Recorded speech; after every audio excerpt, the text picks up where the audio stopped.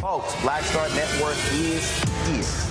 Oh, no punches! I'm real revolutionary right now. Support this man, Black Media. He makes sure that our stories are told. Thank you for being the voice of Black America, Roland. Stay black. I love y'all. All momentum we have now, we have to keep this going. The video looks phenomenal. See, this difference between Black Star Network and Black-owned media and something like CNN. You can't be Black-owned media and be scared. It's time to be smart. Bring your eyeballs home. You dig?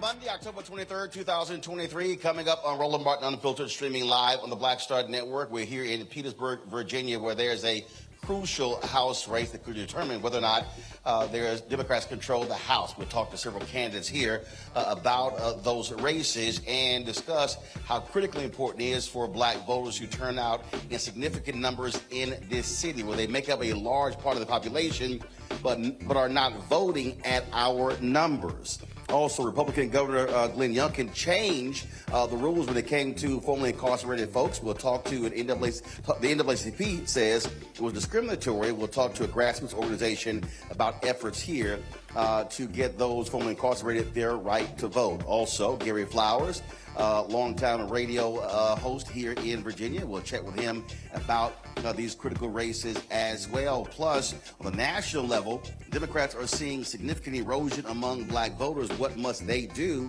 to reach those African Americans and get them to turn out in big numbers? We'll discuss that and more right here. It's time to bring the funk on Roland Martin Unfiltered on the Black Star Network. Let's go. He's got it. Whatever the miss, he's on it. Whatever it is, he's got the scoop, the fact, the find. And when it breaks, he's right on time and it's rolling. Best believe he's knowing. Putting it down from sports to news to politics. With entertainment just for kicks, he's rolling. It's on go, y'all. It's Roland Martin, Rolling with Roland now. He's funky, he's fresh, he's real, the best, you know he's Roland Martin now.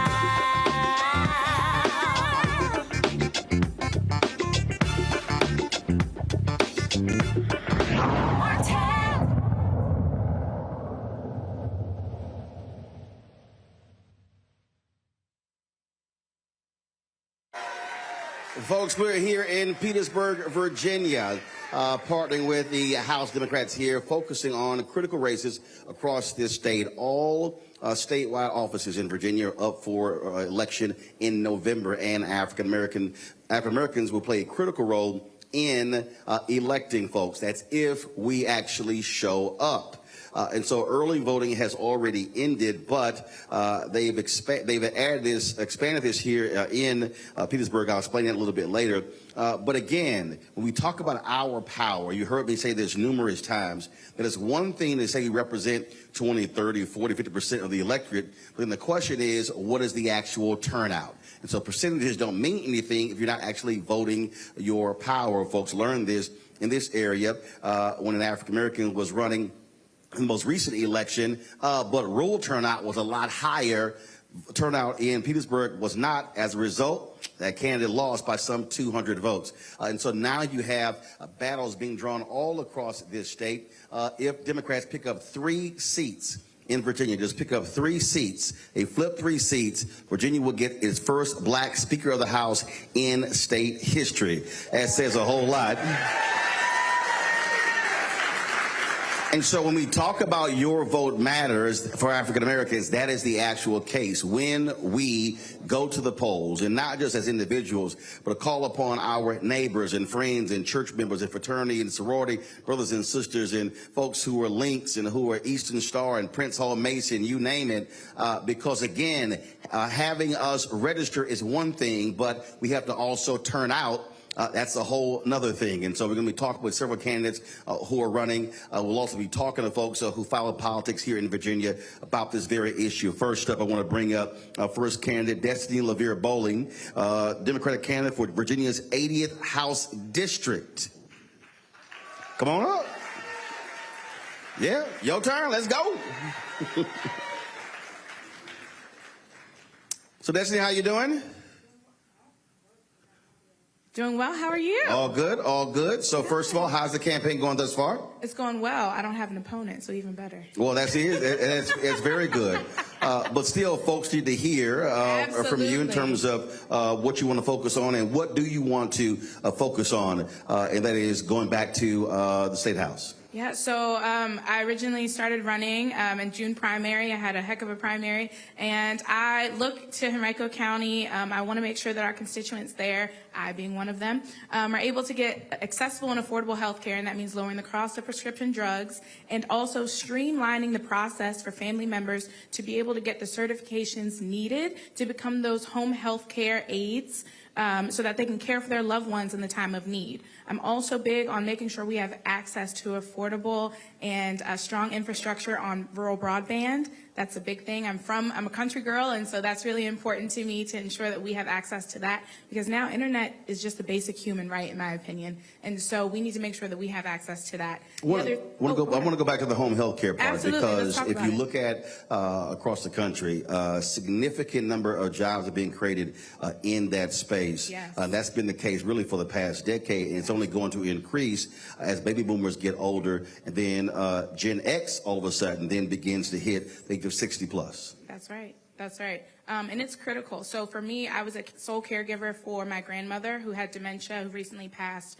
And I saw that in Virginia, the system to navigate it, to just get the basic needs that one may need, is just too difficult. When you're already seeing your loved one decline in their health, you can't go to Virginia Department of Health and call your local Department of Social Services and talk to nursing staff and try to find home health care. The system is just too convoluted. And so that's something that I'm really going to work to improve. And as I said, this is also go right ahead. This is also an economic piece because, again, this is an opportunity for African Americans to create businesses in that space. Absolutely. The small businesses for African Americans, we know here in Virginia that we are strong in that and that we can be stronger. And home health care is a great avenue for us to improve our small business ventures. And so I'm hoping that once I'm elected, all of us across the state are going to join together and ensure that we have the opportunities needed so that we can bring back some strong jobs and great small businesses. You were talking about rural broadband, and there are a lot of Republicans across the country who are making announcements and sending out press releases touting the millions coming to their area, but nearly all of them voted against it in Congress. And so it's quite interesting to have folks taking credit for stuff they never supported. That is just the Republican way of things. That is what they do. And so for broadband, we know the Biden-Harris administration has given us that infrastructure money. And in my district, Henrico County, we had a little over 400 addresses to this day that had zero access to internet service. I'm talking about families that have small children, elderly folks who can't apply for those social services or fill out things for their retirement, something like that, because they didn't have internet access. They had to wait and go to a McDonald's or a Starbucks or drive into the city to get help. And so luckily, our board of supervisors are amazing, and they went for the VATI grant program and are now getting that money and ensuring that those residents have internet access. And that is what I'm hoping that other localities across the state are doing and will continue to do. And the state's going to make it easier for them after that grant money is distributed. But let's also talk about, because we talk about rural, unfortunately, when you look at mainstream media, whenever you hear rural voters, that really means white. And whether it's Virginia, North Carolina, South Carolina, Louisiana, many places, when you talk about rural voters, we also talk about African Americans. You better believe it. And I'm from a small area. I'm from King George County, Virginia, right in the northern neck. How many people? Now, I don't know how many people now. I can't even tell you. When you were there, what, 400, 500? Just messing with you. No, it was a little bit more than that. Add a zero. Add one more zero. Y'all had more than one traffic light? Right, just a little bit. But my graduating class was under 300 kids. Right, and so I'm talking about that kind of small. Yes, and that kind of rural. And I was used to being the only little pepper flake in a class of all white kids. And so we are talking about African Americans in the rural areas because we are the farmers. We are those that provide and pay taxes in those areas. And so we need to include those folks as well. What do you say? I'm going to play a video a little bit later. There are a lot of folks who are commenting on what's happening in Israel and Gaza, and they're commenting on people. Some are expressing disappointment with President Biden, saying, "I'm not going to vote at all." And I remember I had somebody over the weekend. I had to school them because this brother was talking about checking out of the process is not for us, and I literally said, "That's about the dumbest thing in the world for you to say." I said, because you're paying taxes in a system that you want to check out of, so therefore you're going to let those who oppose everything that we support to be a complete control. I said, that's pretty dumb to me. And so what do you say to that person who is watching or listening who says, you know what, I just don't believe in any of this and it doesn't matter? But it matters, because all of the laws that legislators, like whom I hope to be in a couple weeks, we make decisions on our everyday lives, right? We're doing taxes, healthcare, public education, women's healthcare rights. All of those decisions are being made in the State House in Richmond. And so, yes, you do need to get out and vote, exercise your right, because it is a right. And my grandmama fought hard for it, and so did a lot of us in this room. And so we're going to make sure that we keep it, we protect it, and that we use it and use our voices, because a vote is your voice, and everyone needs to know that. And when we talk about, because I'm a firm believer, and I say this all the time, how we have to connect the dots. So there's somebody who, again, watching and listening, not really understanding what a state lawmaker does, what a county executive does, what a city council member does. And so nearly everything we talk about, we want, government plays a role in it. Even when you hear these people talk about job creation and things along those lines, they don't pay any attention to tax finance districts, pay any attention to R&D grants and tax incentives that states and counties and cities actually give to corporations. So it's not just, oh, this company just somehow got it all done on their own. In fact, even when you have a major company come in, the state is building roads and access ways to that facility, so your state dollars are still impacting that. Yes. In my district now, we have a new Amazon facility, and they have redone a place that has gone overlooked and underfunded. They have now built up a brand new shopping center. I've got lights next to my house, new paved roads, when before it was potholes and unpaved and unsafe. And who paid for that stuff? I did, and so did the rest of the people in the county. So people understand, Amazon didn't pay for that. No. Those were incentives the state gave to them to build their city. We'll build the infrastructure. Yes, and that is important. We pay our Y'all agree with that one, huh? You're like, oh, yeah. Come on. Yeah.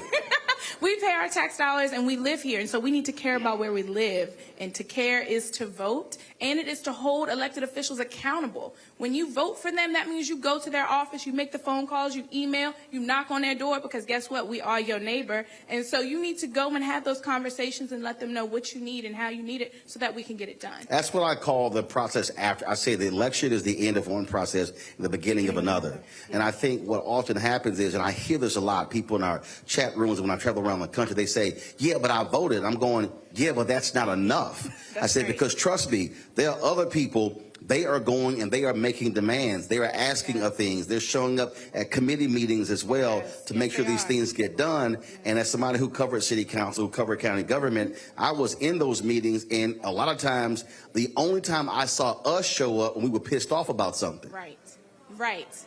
And we can't wait till we get tired, because the secret is black people are always tired.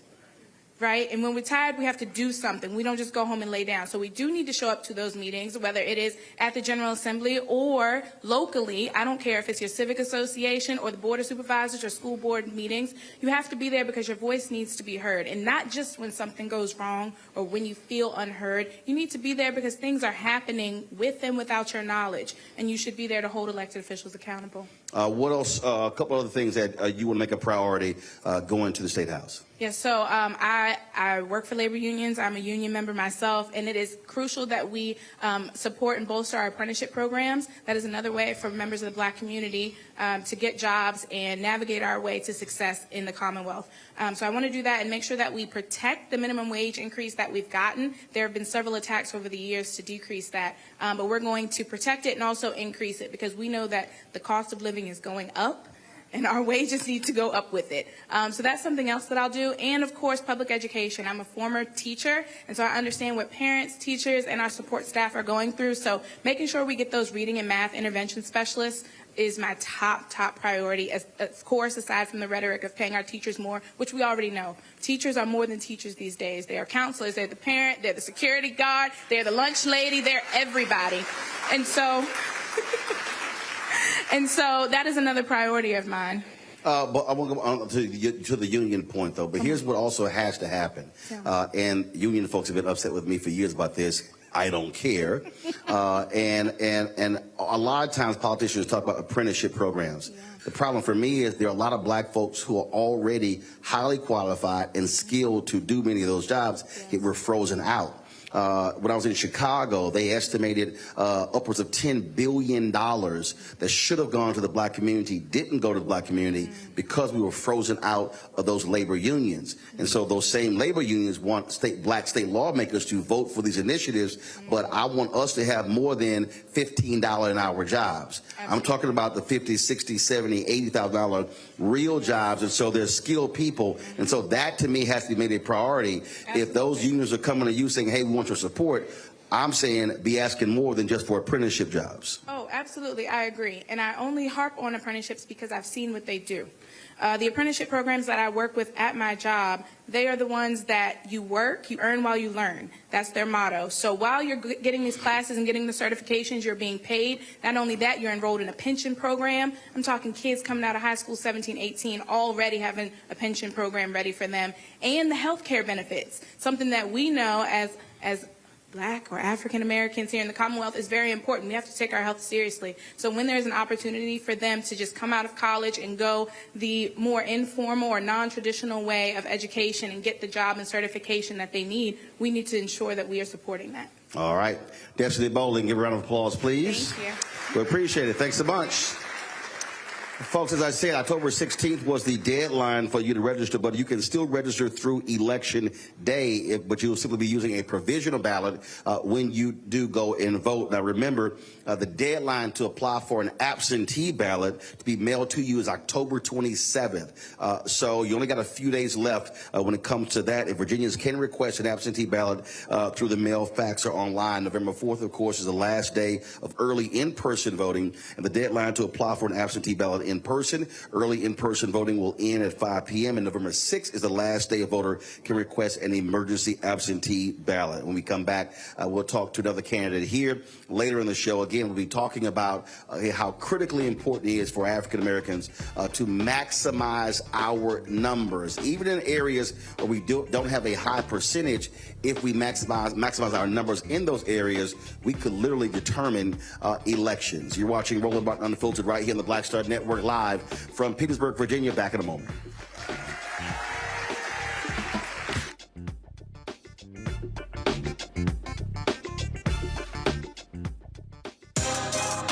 Peace, I'm Faraji Muhammad, host of The Culture. And brothers, we need to talk. There's been much discussion about the state of the Black man in our community, whether it's in politics, education, or in the home. My brothers, we are struggling to lead the way, which is why The Culture will be hosting the Black Men Summit, where we'll be redefining and celebrating Black manhood. This special series will kick off on the 28th anniversary of the historic Million Man March on Monday, October the 16th at 4 p.m. Eastern Time. I'll be talking to some of Black America's most prolific, dynamic, thought-provoking Black men activists, scholars, and leaders about our role, our power, and our future. So tune in and join the conversation as an online culture crew member for the Culture's Black Men Summit, redefining and celebrating Black manhood. Starting Monday, October 16th through Friday, October 20th, 4 p.m. Eastern Time each day, right here, exclusively here on the Black Star Network. I'm Deborah Owens, America's Wealth Coach and host of Get Wealthy. Let me hit you with a few numbers. African Americans spend 9 times the amount on ethnic beauty products and yet only own 1% of the beauty supply stores. It's an $18 billion industry.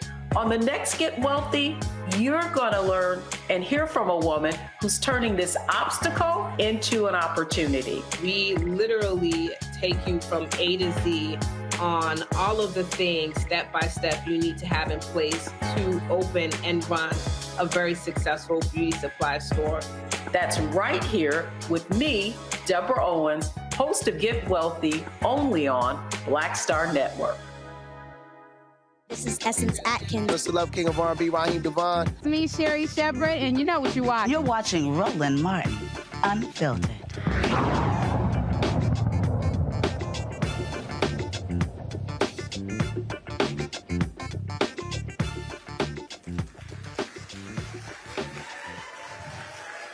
Folks, welcome back to the Petersburg Public Library. We're in Petersburg, Virginia, focusing on the upcoming election here in Virginia. But you don't just have elections happening in Virginia. They're happening all across the state. We've got a critical gubernatorial race in Kentucky where Daniel Cameron, who is the Republican, you know, he's the brother who did nothing when it came to Breonna Taylor.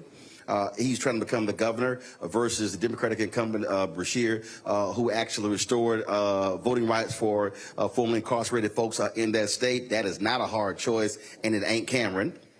Then, of course, you have the race in Mississippi as well, where you have Republican Tate Reeves, who is trying to get reelected.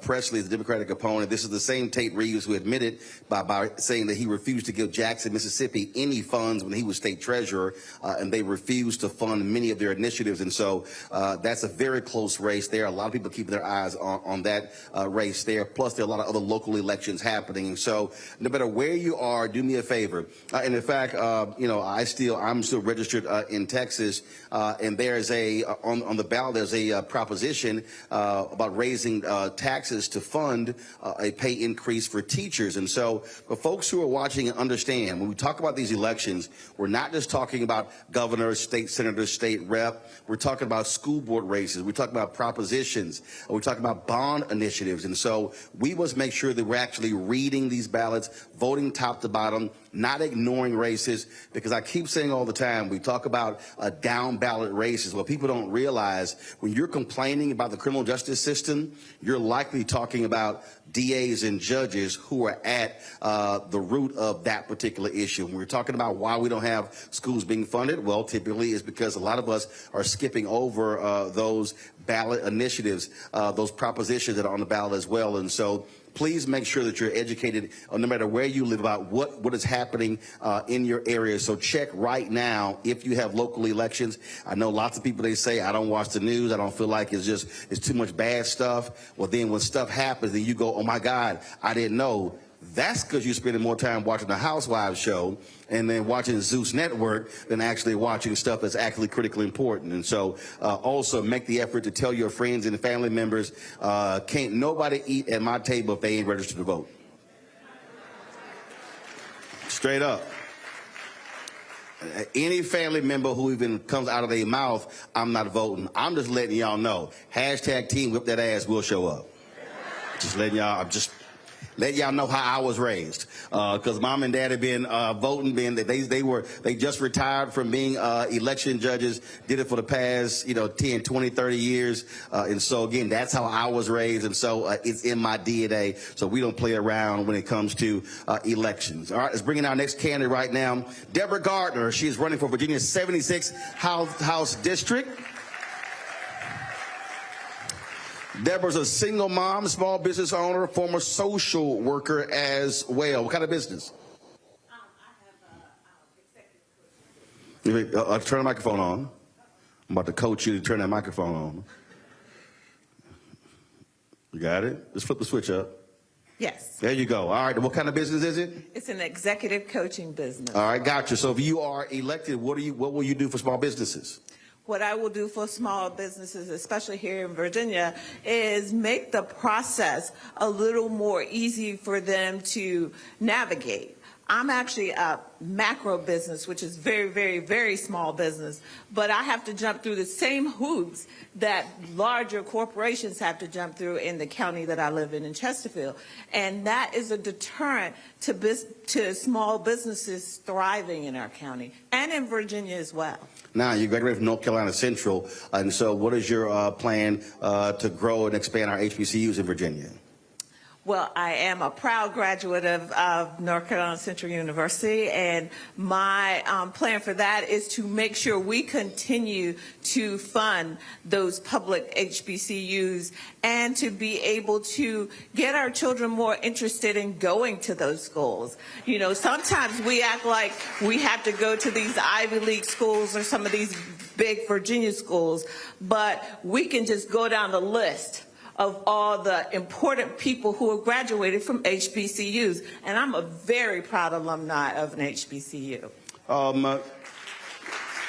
You serve on a number of different committees dealing with substance abuse and drug abuse, and mental illness is one of the issues that a lot of people keep talking about, especially in this state. You'll have these mass shootings, and those who love the NRA will talk about, oh, mental illness is a problem, but then they turn right around and refuse to fund mental illness. And so speak on that in terms of what you want to accomplish in the Virginia House. While some people are in crisis and mental crisis when they actually commit those shootings, that doesn't mean that all these people have mental health issues. And when some of them just evil. Some of them, and I also worked in the prison system, and I've actually walked down death row, and there are some bad people in this world. And I think Republicans take the easy way out by saying with these shootings, we need to add more money for mental health. Well, we do need to add more money for mental health, but we also need to get some of these guns off the streets. Speak about that, because again, it's a constant battle, and you hear these people who talk about, oh, this is a gun-loving state, but this notion of unfettered access to guns is just completely nonsensical to me. Yeah, and how many of you, I'm from rural North Carolina. My family had a family farm. We had members of our family who hunted. But how many of you need an assault weapon to shoot baby? Not many people. So that means you can't hunt. That's just that. If you need that, you just can't hunt. You're right. And so we need to make sure, and especially in Virginia, we're open carry. You can go in the grocery store. Many of you, especially in this area and in my area, know that we have a legislator who goes into the grocery store, the Walmart, packing. What do you need to be packing for going in the grocery store? There is no reason for that. So we need to get a handle on this open carry in Virginia. And you got to go through a class. You've got to get your driver's license. You've got to take tests. You've got to take a road test. But you can just get a gun without having to ever have shot a gun. And I think we need to get control of that as well. I started my career as a social worker, and we had to train with a police officer and a social worker because we took people's kids. We had to have training for that.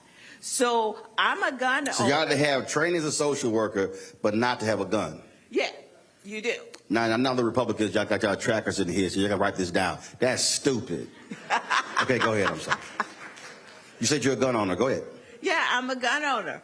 But I'm a responsible gun owner. I have a daughter. I make sure my gun is locked up. I made sure I had training. I made sure she took classes to understand when she was little that this is not a toy.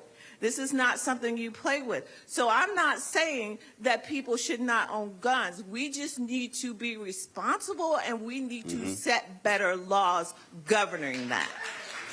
What kind of gun you got? You got a big gun or a little gun? Little gun. You got a little gun? Yeah. Okay, I'm just checking. All right. A Glock. I ain't got a gun. I shot a gun one time, and I was like, this is a grossly overrated experience. It is. It I'm really like, is. I'm going to play golf. Y'all can keep this stuff. But we don't need weapons of war to be shooting, hunting, or getting food or anything. You just don't need that. Absolutely, absolutely. I do want to talk about the drug problem that we do have because, again, unfortunately, there's this attitude from many Republicans across the country to lock them up. You got, of course, crazy Arkansas Senator Tom Cotton, who actually said, we don't lock up enough people in the United States, which is clearly the dumbest thing I ever heard. And that's one reason why his state is so broke. Because, I mean, literally, we are going broke constantly building prisons in this country as opposed to treating people. And then one of those areas is drug use. I started my career, like I said, as a social worker, and I basically started out working with veterans who had PTSD. What we were doing back then, I'm dating myself, that was back in the 70s, we were treating them for substance abuse issues, but they were dually diagnosed. And so we have to make sure when we're locking people up that we're giving them the services they need. I worked in corrections, and we had reentry programs because what people don't realize that 95% of the people we lock up are going to come back into your neighborhood. And if we don't provide them with the services that they need, what's going to happen? They're going to do the same thing, and they're going to make you a victim, and they're going to be back in the system. And it costs more to house them than it would to treat them. I've never understood somebody who would say, we don't need to provide any services to these folks, just lock them up, throw the key away. That's just the dumbest thing I've ever heard. And then when they get out and they commit a crime, then they go, oh my God, what happened? 'Cause, fool, you didn't want to do anything while they were there. Well, this is even dumber, Roland. When I first started working at Criminal Justice Services, before we had reentry programs where we did give them services, we used to take prisoners from maximum security with leg irons, waist irons, take them to the probation office, unshackle them, and then they turn them out on the public. These people had no services, and been locked up for years. You know, most of them didn't have a license, didn't have any means to access the legitimate economy, and then we turn them out onto our friends and our neighbors in our communities. That's dumb. Yeah, that's dumb. That's pretty dumb. Pretty dumb. A couple more of your priorities that you want to focus on. Well, everybody talks about education, and that's really important to me. But what is really one of my biggest priorities is early childhood education. Because what we don't realize is from 0 to 3, if we don't catch them then, we have lost them. Everybody focuses on K through 12, and that's important. But when I went into maximum security prisons here in Virginia, I thought I was going to see hardened criminals. I saw babies. Some of our babies, the majority of them, they had no chance. Well, you look at a lot of most prisons around the country, literally 90% of those who are locked up are illiterate. That's right. They had no chance because those early years, those formative years, they had no formal or informal education or instruction. And if we don't catch them early, and early childhood includes quality, affordable, accessible child care. If we don't get our children into those systems, everybody talks about free pre-K. That's important, but it's also important that we train our parents to help their kids from birth. And if we don't do that, we're going to pay on the back end instead of paying on the front end. And it's much cheaper to pay for them on the front end than it is the back end. All right, I agree. Well, Deborah Gardner, certainly appreciated. Good luck in your race. And since you have an opponent, you can look into the camera and make your appeal to those, again, those people who are on the fence. They're sitting here just whining and complaining and saying, oh, I'm not quite sure. Explain why they should vote. Look right over there. Look straight ahead. All right, straight ahead. No, right there. Right there. So the guy waving, right. There you go. I see you. There you go. I'm going to tell you why. Because I got the redistricting lottery. I ended up in a 60-40 Democratic district. The problem with that is these people do not vote. The Democrats in our district don't vote. You knock their doors and you say, are you going to vote? Is there an election? They don't. So my problem is not that, I need to worry about an opponent. I need to worry about you getting out, exercising your right to vote. And if you do that, when we vote, we what? When we vote, we what? So go out and vote. All right. Thank you, Roland. We appreciate it. Thanks a lot. Folks, got to go to the break. We come back. We'll talk to a candidate who is in a really tight race that could make the difference in determining whether Democrats take control of the House. Later in the show, we'll talk with Gary Flowers, who has covered politics in this state for quite some time, a radio personality. We'll also talk with the grassroots organizer who's doing their best to get those formerly incarcerated get their right to vote back, which has been under assault from Republican Governor Glenn Youngkin. Folks, you're watching a special edition of Roland Martin Unfiltered right here in Petersburg, Virginia, on the Black Star Network. Don't forget to support us in what we do. Your support is critical to what we do. So first and foremost, you could join our Bring the Funk fan club. Our goal is to get 20,000 of our fans on an annual basis to contribute at least $50 each for the year, which is $4.19 a month, 13 cents a day. I purposely chose not to charge for a subscription for a show like many other digital platforms because we wanted this to be accessible to all. In the last 5 years, our fan base has contributed in excess of $2 million. And so we're out here, of course, battling for advertising support because they don't support black-owned media the way they do. Some $322 billion spent every year. Black-owned media gets anywhere from 0.5 to 1% of the $322 billion. And so we're in a constant battle there. And so you can send check and money orders to P.O. Box 57196, Washington, D.C., 20037-0196. Cash App is $RM Unfiltered. PayPal is R Martin Unfiltered. Venmo is RM Unfiltered. Zelle is Roland at RolandSMartin.com. Roland at RolandMartinUnfiltered.com. Be sure to download the Black Star Network app. We're available on all the platforms: Apple phone, Android phone, Apple TV, Android TV, Roku, Amazon Fire TV, Xbox One, Samsung Smart TV. Speaking of that, you can also watch our 24-hour, 7-day-week live streaming channel. You can see all of our shows live. You can also see the live news conferences and other events that we showcase. You can check us out on Amazon News. So if you got an Amazon Fire Stick, you can go to Amazon News, check us out. You can tell Alexa, play news from the Black Star Network, so the audio will play there as well. You can also see our 24-hour streaming channel on Amazon Freevee, on Amazon Prime Video. You can click the live TV grid. You'll see our network right alongside ABC, NBC, CBS, and the others. And of course, you can also check us out on Plex TV as well. I'll be right back.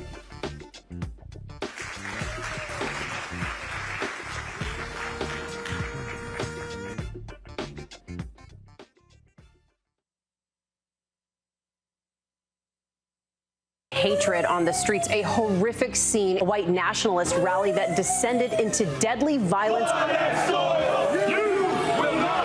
White people are losing their damn minds.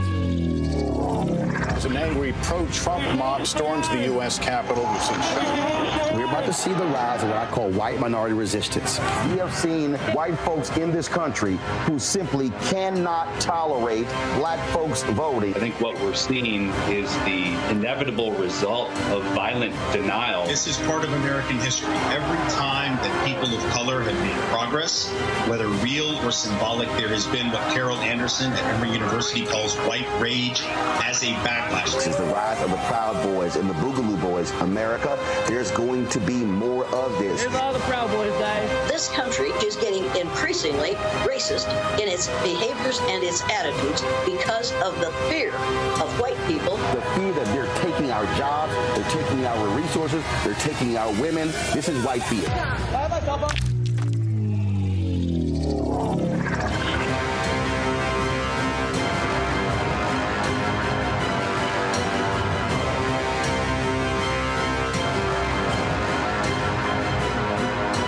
Next on The Frequency with me, Dee Barnes, actress, writer, and advocate Rae Dawn Chong is here to discuss her childhood and break down her life in Hollywood, a show you don't want to miss. Well, even at my peak when I was getting a lot of stuff, as soon as I was working a ton, I heard people whispering, oh, we don't want to pay her because we're giving her a break. Only on The Frequency on the Black Star Network. Pull up a chair, take your seat. The Black Table with me, Dr. Greg Carr, here on the Black Star Network. Every week, we'll take a deeper dive into the world we're living in. Join the conversation only on the Black Star Network. I'm Jo Marie Payton, voice of Sugar Mama on Disney's Louder and Prouder, Disney Plus. And I'm with Roland Martin on Unfiltered.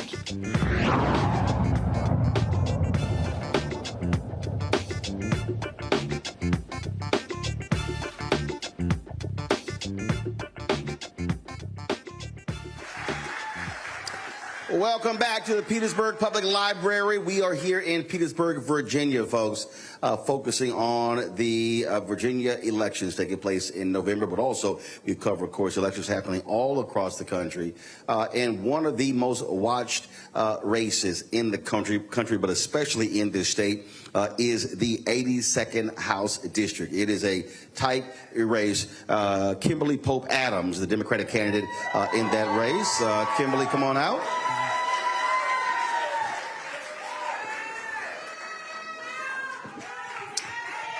Kimberly, glad to have you here. So you are running, trying to flip a seat here in Petersburg from red to blue. Yes, I'm trying to flip it back because it was already ours. 2 years ago was a fluke, and we're going to remind people this is a blue seat. So let's talk about what you're focused on. What are the critical issues that you're trying to explain to constituents here about why they should elect you? Yes, well, I'm born and raised here. I'm born and raised in Hopewell, which is just one city over. I've lived here my whole life, and I understand where we were and where we can be, because we can be so much better. And I make sure that when I'm on doors, I let voters know, listen, I'm not fighting for you, I'm fighting for us, because that's what this is about. Things we need in our community, safer communities, free of gun violence, and making sure our schools are fully funded, and making sure that housing is affordable, because right now we have a situation where people get up and go to work every day, but can't afford to live in a single-family home. People are living in hotels. People are living on campgrounds. People are living in trailer parks, not because they want to, but because that's the only option they have. So it takes someone who's been here, who's lived here, who's been broke but ain't broke no more, and we need someone who can really relate to the voters, and that's what I do when I talk to the voters. You're running against a MAGA Republican in Kim Taylor, and probably one thing that should offend anybody in this city, frankly, whether you're Republican or Democrat, is her supporting the rolling back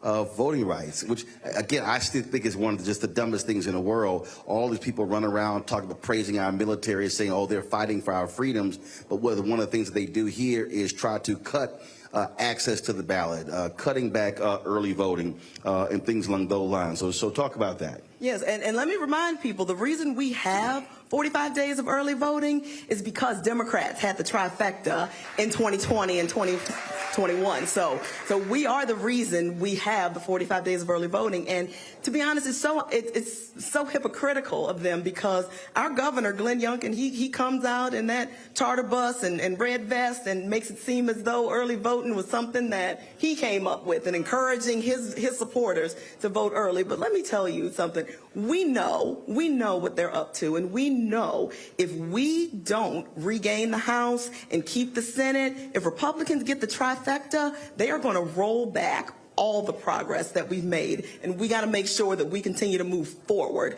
not backwards. One of the areas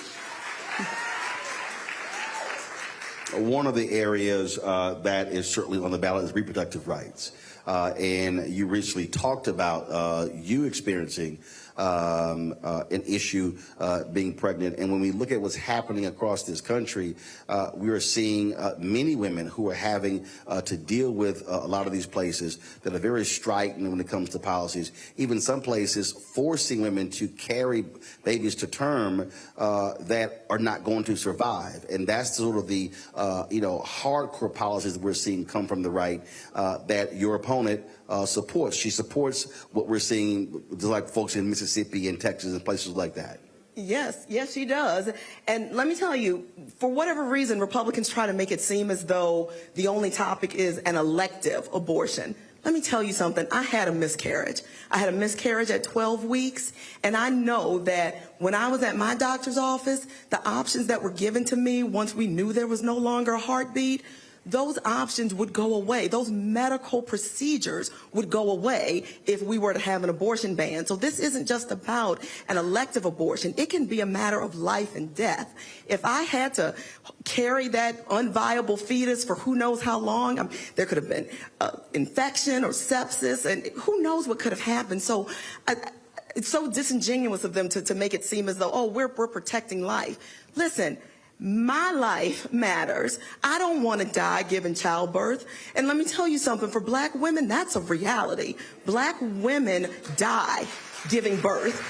And we should not ignore that. And it doesn't matter what your income is. I mean, no. Serena Williams, she's married to a billionaire. She's a multimillionaire, and she was facing a serious issue where her health could have been compromised. Absolutely, absolutely. So we have to make sure that this health care is accessible, affordable, and remains legal.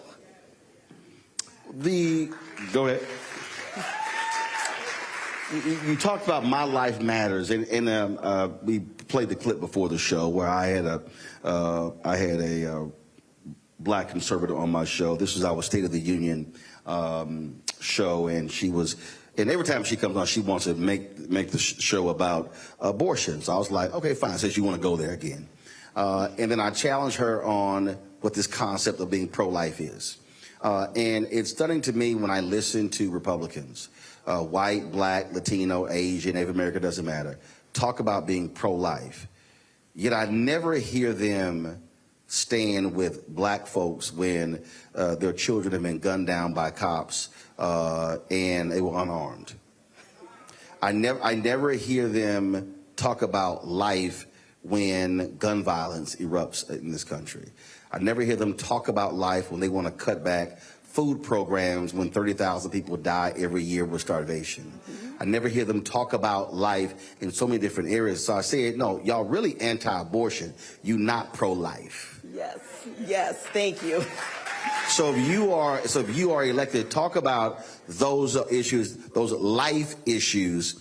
That's health care, that's food deserts, all of that impacts life. Yes, very much. And I'll tell you, my district is a majority rural district, and I have one locality, Surry County, Virginia. There's some people out here from Surry. They don't have a grocery store in the entire locality.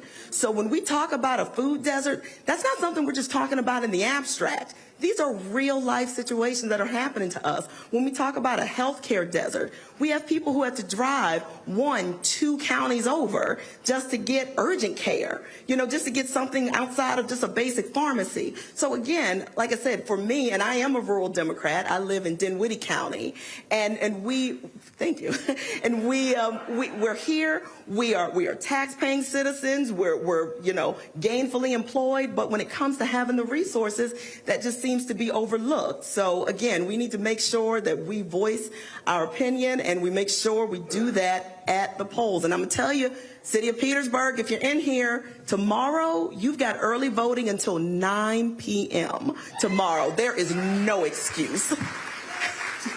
I want to, because you mentioned rural. What do you say to the non-black voters in your district who they see R and D, but in many cases, they literally are voting against their economic and health interests? Yeah, thank you so much for that question, because I knock on a lot of doors. I average about 1,000 doors a month that I knock on. And I tell people, I said, listen, this is not about left versus right. It's about right versus wrong. And I need people to understand that sometimes we can get so caught up on labels that, again, like you said, we vote against our best interests. So sometimes when I'm on doors, I say I'm the candidate for House of Delegates, and I see where the conversation goes, because it's so interesting when you leave the party affiliation out of it. People will listen to you, and they find themselves agreeing with you on individual matters. So I said, you know what? I'm going to meet people where they are. If you want to talk about guns, let's talk about guns. I got a little gun, too. I think so. Yeah, Deborah said she has a gun. I got a .380. It's not huge, but it'll get the job done. So It'll stop you. It'll stop you. So if that's the way the conversation goes, and that's where I go. If we start talking about public schools, knowing that we don't have a private school in my locality, then that's where I go. But again, it comes down to meeting people where they are, not being polarizing. I said, listen, I'm not here to talk about red versus blue. Let's talk about green. And let's talk about getting some money in this district and getting the things we need in the 82nd. Let's talk about money, because I do get a kick out of when Republicans complain about people who got money during COVID. I remember Senator Lindsey Graham was whining and complaining about people getting money, getting unemployment money, saying, well, there are no incentives to work. And what was just the dumbest thing in the world when he said, we need to get these people back to work because they're making more money unemployed than they were working. And I went, does that fool realize what he just said? That if a person is making more money through unemployment than the job they had, maybe there's a problem with the job they had and what they were paying. So you're running against an opponent who has complained about these same relief programs during COVID. A new study actually came out that showed that between 2019 and 2022, black wealth actually increased during those 3 years. And the reality is a lot of that was because of the stimulus that was going out. Yet your opponent complains about that. But didn't your opponent get some PPP money? Oh yeah, let me tell you. Where's the camera? Which camera? Can I talk to? Right you? there. All right. My opponent, Kim Taylor, the Republican running for what's going to be our seat, criticized everyday working folk for taking PPP loans when she took nearly $200,000 in PPP loans herself. Wait, hold on. She criticized other folk for taking COVID relief money, but she took COVID relief money to the tune of almost $200,000. Wow. I didn't get that much as a stimulus. Did you guys get $200,000 as a stimulus? No. I think all our show all we got was like $38,000 in PPP money. She got 6 times more money. Yeah, so the hypocrisy is real, and it's right in front of us. I mean, Republicans try to make it seem like they're the ones that own, fiscal responsibility and those types of topics. Listen, we are smart, we are capable, and we are going to show them on November 7th why Democrats deliver. But again, we talk about again, corporate tax breaks and money and resources. Like one of the things that just drives me crazy when I see city, counties, and states, including Virginia, give tax breaks to corporations, but then complain when employees want to get paid higher wages. And you sort of have this sort of back and forth. So explain, again, what your opponent did to hook herself up in corporations, but not take care of employees. Yeah, so let me be clear. My opponent has not had much legislation while she was in office, and we'll do something about that soon. But she wrote a bill and voted and was passed this tax loophole, in essence, that benefits only the type of business that she and her husband own. So they own automotive businesses. I don't own an automotive business. I don't know if anyone else in here does, but the legislation that was written and the tax loophole that was written only benefits automotive businesses. Only, like no other businesses? Nope, only the automotive business. That's self-dealing. Huh. Which is why herself needs to get out the way so we can get some things done, all right?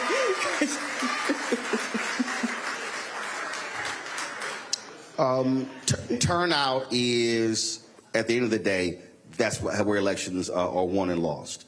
And so in the last campaign, she won with how many votes? Okay, so 2 years ago, we lost this seat. And I won't even say we lost the seat. We gave up this seat. Y'all, we gave up this seat. 512 votes. 512 votes. That's how we lost this seat. How many precincts in the district? 31. 31 precincts. 31 precincts. And so when over 60,000 registered voters, but wow. Again, and how many total people voted? About less than half. Less than half. Wow. Yeah. And what was black turnout? Not enough. not enough. Not nearly enough, because as far as I'm concerned, if black turnout isn't 100%, then it isn't enough. We can do it. And so how have you been making the case, again, to get people to understand that how they vote and then who win has a direct result on what then comes back to the district? Absolutely. And I tell people, I said, listen, when it comes to the General Assembly, which is what I'm running for in House of Delegates, I said, listen, our needs can be met one of two ways. It's either legislation or appropriations. Laws and money. That's really what it comes down to. And in Virginia, there is something on the ballot every single year. There is no off year in Virginia. And if you sit even one out, you are opening the door for Republicans to come in and move us backwards. They can strip away our freedoms when we don't vote. We can and we should, because it makes all the difference in the world that we show up in numbers. I've told people, listen, bring your mother, your father, your ex-husband, your next husband, I don't care. Bring whomever, but you better bring somebody with you when you go vote. Couple of other areas that are a huge contrast between you and your MAGA Republican opponent. Well, of course, women's reproductive freedom is the top priority. Listen, I'll tell you, my opponent is connected to crisis pregnancy centers. And if you're not sure what that is, a crisis pregnancy center is this establishment, for lack of a better term, that poses as a women's health care facility, when in fact that is not what they do. They are not about giving women all of their options. What they want to do is talk you into the option they want you to take. And that is unfair to us. And in a district where access is already so difficult and finding the resources you need is already so difficult, the last thing we need is somebody in office pushing their own agenda when it's not what's best for us. All right. Well, Kim, we appreciate it. Good luck in this race. Again, it is very tight. It's going to come down to a few votes, and that's why I keep saying that, you know, every vote does indeed matter. I got to remind people, when there was a tie in this state, and then they had to go to a tiebreaker that did not involve folks actually voting, that can be avoided when we turn out with our proper numbers. Absolutely, but we can make sure that doesn't happen, because we can run up the numbers. We can run up the numbers. Early voting, like I said, tomorrow, Petersburg, you can early vote until 9 p.m. tomorrow. So if folks get off work, they can't complain, say, oh, no, all you got to do is go by, vote, and then go home, fix your dinner. That's right. That's right. There you go. All right. Kim, we appreciate it. Thanks a lot. Thank you. Folks, going to a break. We come back, we're going to talk about restoring voting rights to formerly incarcerated in Virginia. Also talk to prominent Virginia radio host in the state as well. Plus, we'll talk about on the national level, again, what we're seeing when it comes to black voter participation. It's actually decreasing, and we'll talk about why that is happening. You're watching this special edition of Roland Martin Unfiltered right here on the Black Star Network, live from Petersburg, Virginia. We'll be back in a moment.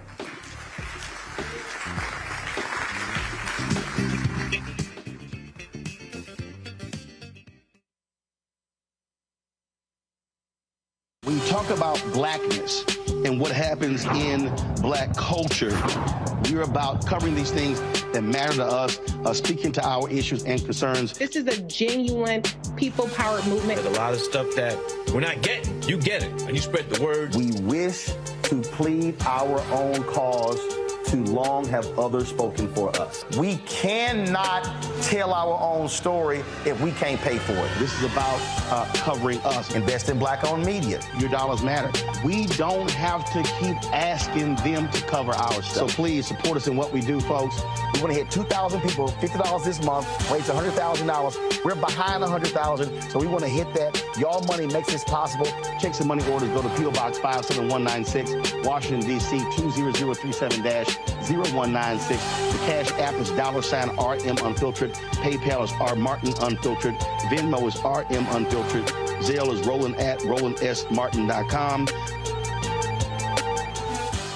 On a next, A Balanced Life with me, Dr. Jackie. Being of service to others is one of the greatest callings in life. But being there for someone else in their time of crisis is a whole new level, and you have to bring courage, commitment, and strength. On our next show, we meet two real-life angels who were thrust in the midst of caregiving and without warning. And he was looking strange and couldn't cut his meat. And it was very odd. And I said, well, what's wrong? And he says, I think I've had a stroke. And so, of course, it scared me. And we literally got in the car and he walked into the hospital on a Thursday.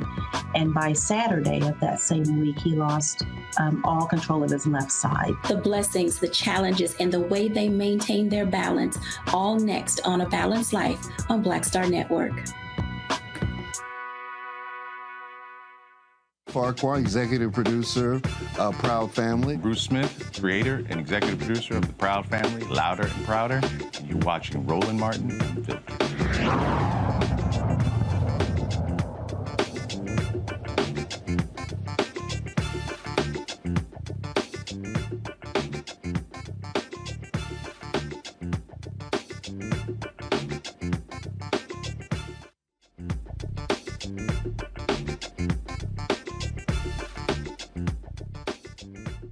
Back to the Petersburg Public Library.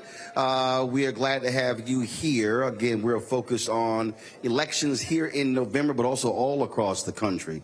And what we are seeing, we're seeing, again, millions and millions of dollars being spent on both sides. But also what we have to understand is that our vote matters. There's a mayoral election in Houston. Congresswoman Sheila Jackson Lee is running in that race against a longtime state official who's a Democrat, but who's getting major support from Republicans in Houston because they want to take back the mayor's mansion. You've got races in Kentucky and Mississippi. We just had the races in Louisiana. You got runoff there in 3 positions. You had porous black turnout in Louisiana for Democrats as well. And so what we are emphasizing, and I need people to understand that this is serious business.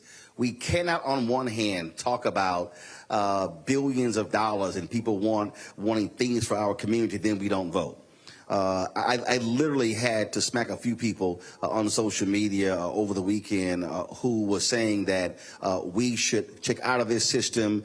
Then one person then said to me, we should not be looking at party, we should not be looking at the candidates, we should be focusing on us. And I'm going, well, that's kind of dumb, because you kind of got to look at the candidate and what the issues are, and you kind of got to look at parties, because you can vote for your one candidate, but if they're not in control, then they don't control the levers.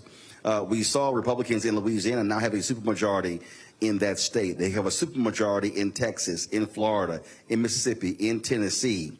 And so when people then say, well, we would love to have formerly incarcerated folks get the right to vote back. Well, that depends on who controls the legislature, who controls the governor's mansion. Here in Virginia, the power in that rests with the governor. And we saw Governor Glenn Youngkin make changes to that was different from the previous governor, who was Democrat, and so greatly impacting those who are formerly incarcerated. Joining us right now is Sheba Williams. She is with No Left Turns, Inc., an organization that helps formerly incarcerated people re-enter society. Sheba, welcome to the show. How you doing? So for folks who don't know, what exactly, and I always tell people elections have consequences. And so it was a national story when formerly incarcerated people, thousands, got their right to vote back when Terry McAuliffe was the governor. Things changed when Glenn Youngkin became the governor. So just to be clear, Bob McDonnell reinstated my rights in 2013. He was a Republican governor. So it's not just a Republican or Democrat issue. Terry McAuliffe wanted to reinstate the rights of 231,000 Virginians who had lost their right due to felony disenfranchisement, which is rooted back to our 1902 convention, which says that we were trying intentionally to disempower as many black people as possible. No. That ain't what they said. No. So we don't. They want to take the power away from darkies. Right. So we don't do that. Yeah. We say exactly what they said. They specifically said we want to take the power away from darkies. Mm-hmm. Carter Glass. So our history is rooted in slavery, and the power of felony disenfranchisement is to continue to take that power away from as many black people as possible. So our governors have continuously improved the process. They removed the process from being a 38-page document to a 2-page document to a 1-page document to an online process that takes about 2 minutes to do. In February of 2023, we discovered that this governor had changed the process, and it had begun well before February 2023. They didn't publicly change the process until they changed the application. But because we do restoration of rights and voting rights work every single day with individuals who are leaving incarceration, we knew in 2022 that when 800 people were the only amount of people that were reinstated in October 2022, that something was changing. We did not have proof until February 2023. I sent that to our elected officials. The administration kept saying, oh, we operate by grace, but there's no concrete documentation of what the criteria is. So we sued. April 6th, our organization, Fair Election Center, Terry Frank Law, filed a lawsuit to say, what is the process?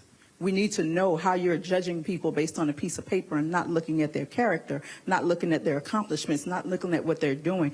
What is the term? And that's how we got to today. We went to court. They dropped our organization as an organizational plaintiff because the bar is high to prove that an organization has been harmed, even though we have put more money, more time, more travel into educating people across the state. And we still have a plaintiff that is on the case, and we have gone to discovery. But there are a multitude of organizations and coalition partners that have filed lawsuits recently on this subject. So they changed. So you still don't know what the process is? No, we don't, and they refuse to give us any data about what the process is. They operate in grace, but grace is subjective, so we don't know. First of all, what does that even mean, they operate in grace? That, first of all, you know, the German theologian Dietrich Bonhoeffer came up with the phrase cheap grace. And so it sounds to me like they trying to buy by cheap grace. If we knew what grace was under their terms, we would have concrete operations to tell people how they can get their voting rights back when they are completed all of the terms of their sentencing. So just be clear, and see, and this is what I was trying to make clear to these simple Simons this weekend, because it kills me, and I'm being real clear, this is a bunch of these ADOS FBA people who are stuck on stupid. And I'm clear, I've never self-identified with any party, but I understand power. And I understand how parties operate when they have power. When you had a Democratic governor, they wanted to restore voting rights to 231,000 people. He wanted to do it en masse. They then sued and said, oh, no, you have to actually do it individually. He's like, fine, I'm just going to sign all these letters. So when the Republican wins, he changes that process. We all know our numbers dramatically are different when it comes to those who are formerly incarcerated. So this has a direct impact on black people in Virginia. So let's be clear about what the criteria was. When you were finished your terms of supervised probation, you could apply for your voting rights back. In 2016, we worked really hard to make sure that fines and fees were not a barrier to making sure that people could have their rights back. Complete supervised probation. Because that was the crap Republicans did in Florida when Amendment 4 passed, when Desmond Meade and others got it passed. They then took it to the Supreme Court and said, oh, no, they tacked on fines and fees to say, oh, no, that's completion of your term, because they were trying to stop those 1.4 million folks in Florida who were formerly incarcerated for getting their right to vote.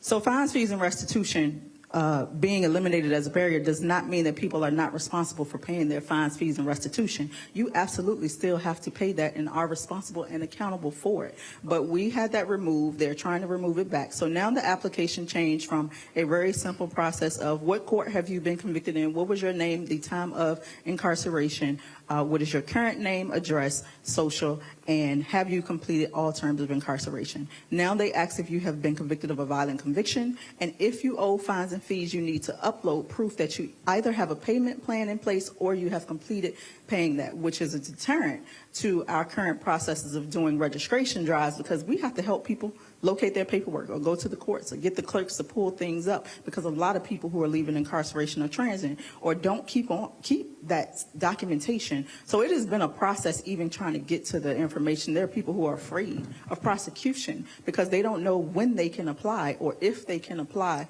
And this has been a thing that has impacted us for the past year and a half. And we have other examples. You got the sister in Texas, Crystal Mason, who Tarrant County 5 years later is still going after this sister. Ron DeSantis had people arrested before the election, and every single one of those cases were thrown out by the judge because the people like, I didn't know, I thought I was able to vote because y'all sent me a voter registration form. And so these are specific examples of how Republicans are using law enforcement to create a chilling effect against those formerly incarcerated, where they say, I'm not even going to attempt it because I don't want to go back to jail. So there's another issue. There's another issue. Recently, we discovered that this administration, along with Virginia State Police, are removing people from the voter rolls to the tune of 17,384 who have technical violations. Technical violations can be being late to your appointment, having a dirty urine, not showing up for a LASAP class, different things like that. That is absolutely illegal. They admitted that there was an error. They said that only 275 individuals were impacted. They said that 10,558 people were confirmed to have new convictions. Where's the other 7,000? So they lying. Basically.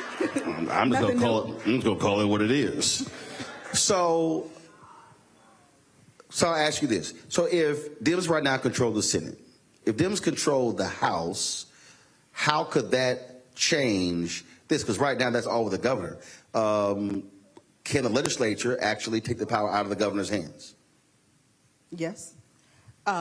So for full transparency, last year, 2021 elections, our House flipped to Republican majority. Senate stayed the same, and we have a thing called the Senate brick wall. Not even identifying with politics, because you have to look at the issues and you have to understand that you're in a fight for your life. If this majority is reached, if this trifecta is reached, everything is up for grabs. Everything is at stake. That is your economics, that is your abortion rights, that is your housing rights, that is education, income.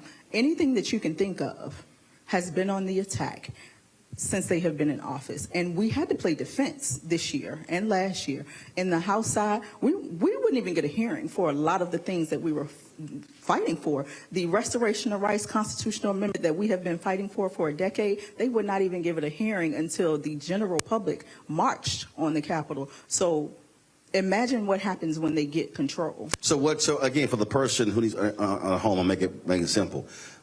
By Republicans controlling the House, you're having to play defense. Democrats control the House, you're now playing offense. Absolutely. Because you now have power. You have power and you have the ability to be heard. In this current situation, we don't have the ability to even be heard on a lot of our issues. Now, hold on, I want you to restate that, because I got some really stupid people who love making videos about me, and I always crack up when they're like, "Oh, you sitting here, you a paid informant, you sitting here, you on the payroll," and I keep saying, "No, fool, this is about power." There's a difference between one party that won't even talk to you, that will not even return your phone calls, that won't even meet with you, that represent black people, will never even meet with black people. I said, yet facts are facts if you have, in most cases, because you do have some stuck on stupid Democrats. I said, but in most cases, if you have a Democrat in the position, you actually have an opportunity to actually talk, communicate, legislate, and be able to get something done. Absolutely. There are a few Republicans who listen and carry out bills. There are a lot of Democrats who do. There are a few who don't.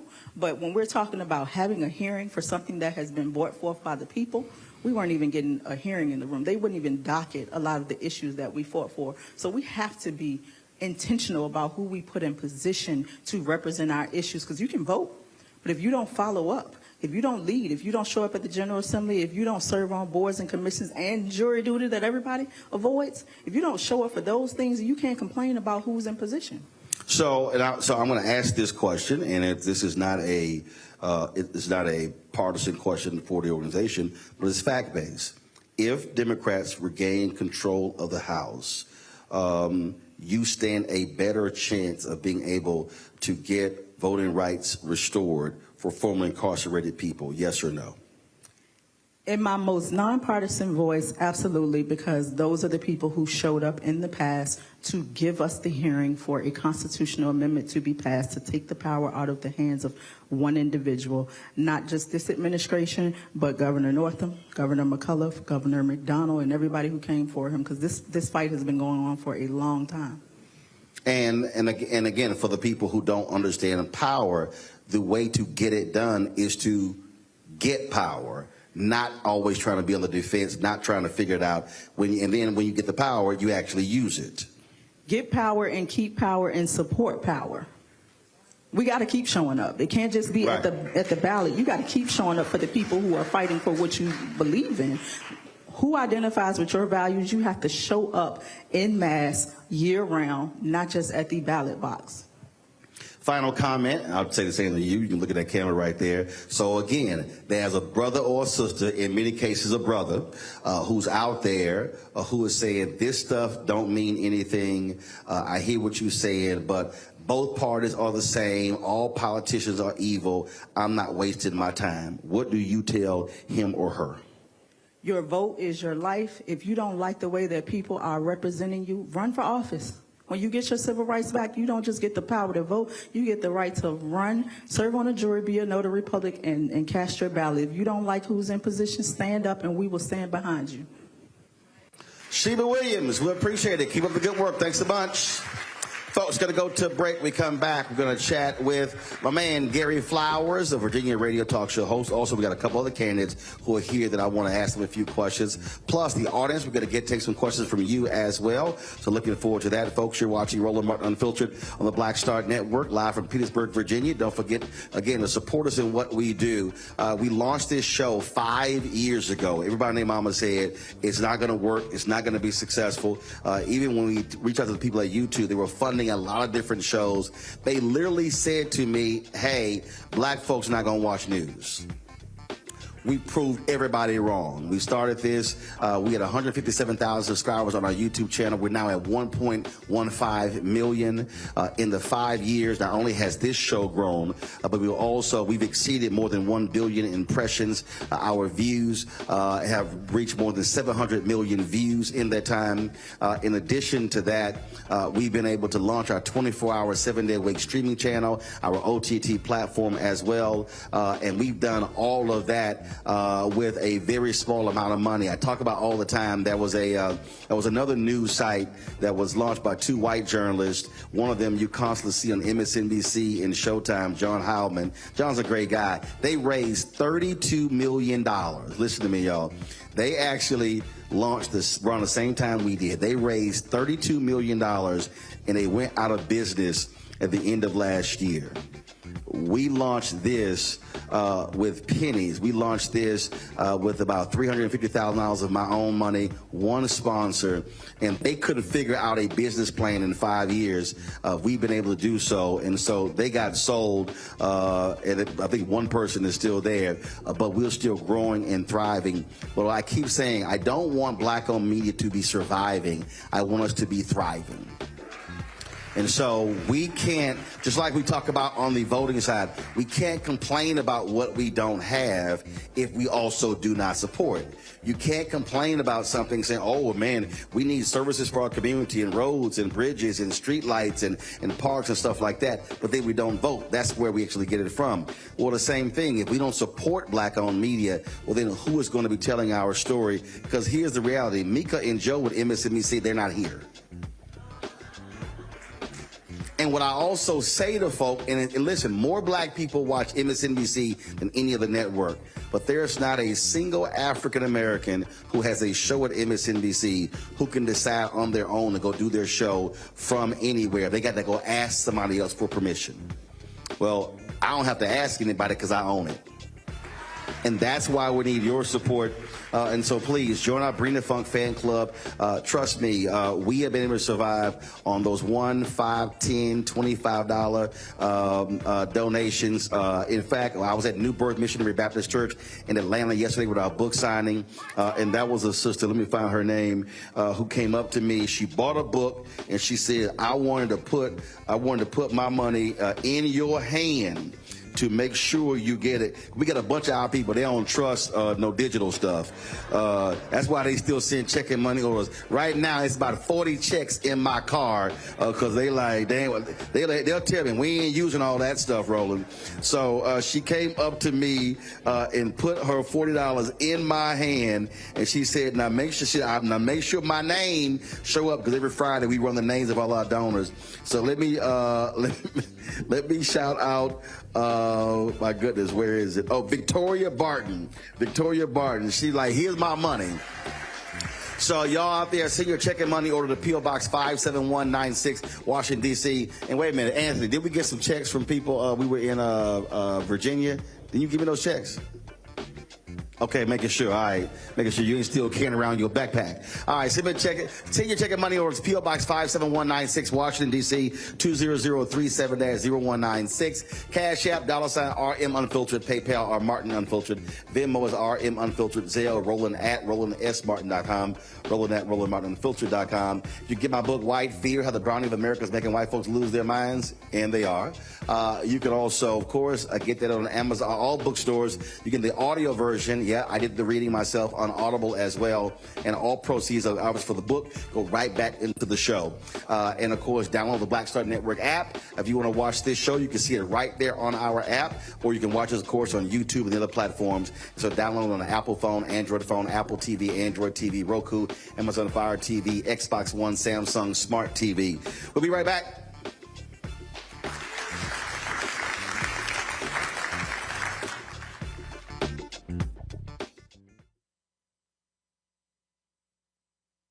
I'm Deborah Owens, America's Wealth Coach and host of Get Wealthy. Let me hit you with a few numbers. African Americans spend 9 times the amount on ethnic beauty products, and yet only own 1% of the beauty supply stores. It's an $18 billion industry. On the next Get Wealthy, you're going to learn and hear from a woman who's turning this obstacle into an opportunity. We literally take you from A to Z on all of the things step by step you need to have in place to open and run a very successful beauty supply store. That's right here with me, Deborah Owens, host of Get Wealthy, only on Black Star Network. Peace, I'm Faraji Muhammad, host of The Culture. And brothers, we need to talk. There's been much discussion about the state of the black man in our community, whether it's in politics, education, or in the home.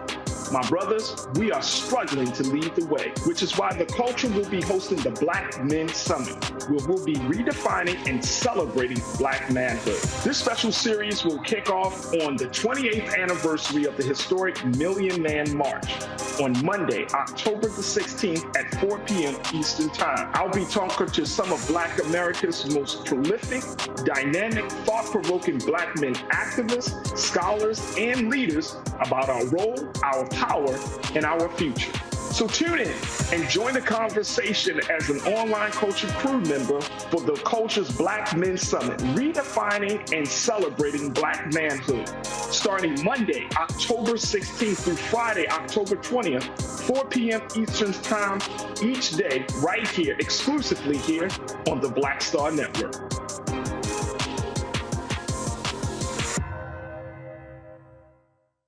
Hello, we're the Critter Fixers. I'm Dr. Bernard Hodges. And I'm Dr. Terrence Ferguson. And you're tuned in to Roland Martin, Unfiltered.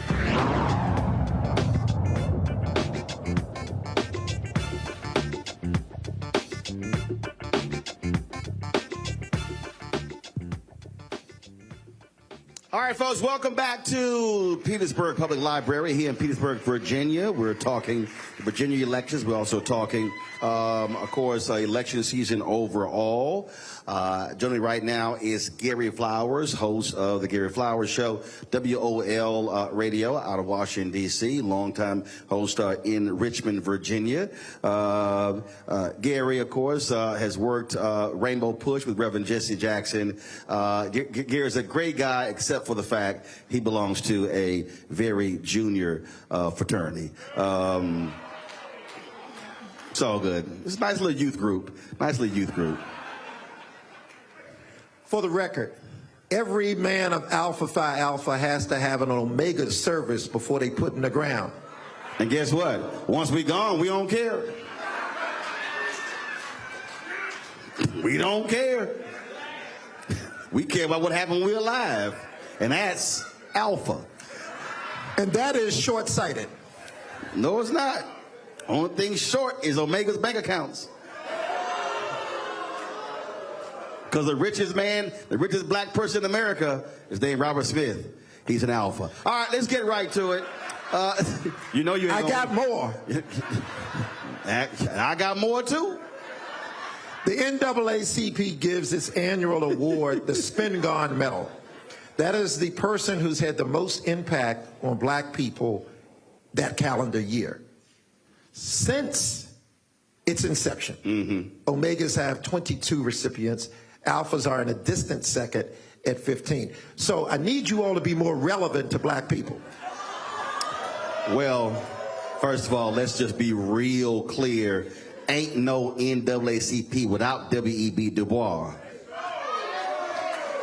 You might as well go and leave it alone, Gary. I got a whole lot more in my back pocket. You ain't gonna win this one. Hey, you know you ain't gonna win this one. And then he quit the You ain't gonna win NAACP. it because the Omegas came in running their mouths. You don't want it. You ain't gonna win this one. So I'm just letting you know right now. It ain't gonna go well for you. It ain't gonna go well for you. You came here to talk about voting, right? Get Absolutely. to the point. Because Alphas, we have our voting initiative that's long and distinguished. Voter people's a hopeless people. But what y'all got? More. With fewer members. All right. And more elected officials. Now, see right there. Right now. Oh, yeah, in the history of Omega, we have more elected officials than Alpha. Gary, right now, we got more Alpha. You research a lot. You got Unfiltered. Gary, you need to put a filter on that. Gary, we got so many Alphas in Congress, we can have a chapter. Y'all got 2. I said in the history of voting rights in this country. Meet in a phone booth. In the history of voting rights. Let's go ahead and get to it. Get to the point. Let's get to it. I love these. Somebody said, Roland, respect your elders. Yeah, he older, but I look better. All right. I got some fool on the chat, and I got to deal with this. What's this fool's name? And see, I love these people who think I don't pay attention. Oh, but I do. Somebody goes by Percy Miracles. So this fool tweeted, no tangibles, no vote. Now, a lot of these people, these FBA ADOS people, they keep saying that. And I keep trying to explain to people, first of all, somebody running for office can't give you anything because they're not elected. That's one. So it requires them being elected. So therefore, if you don't vote, fool, you can't get any tangibles because they actually can't make it happen unless they win. It's hard for some of these people to understand politics 101.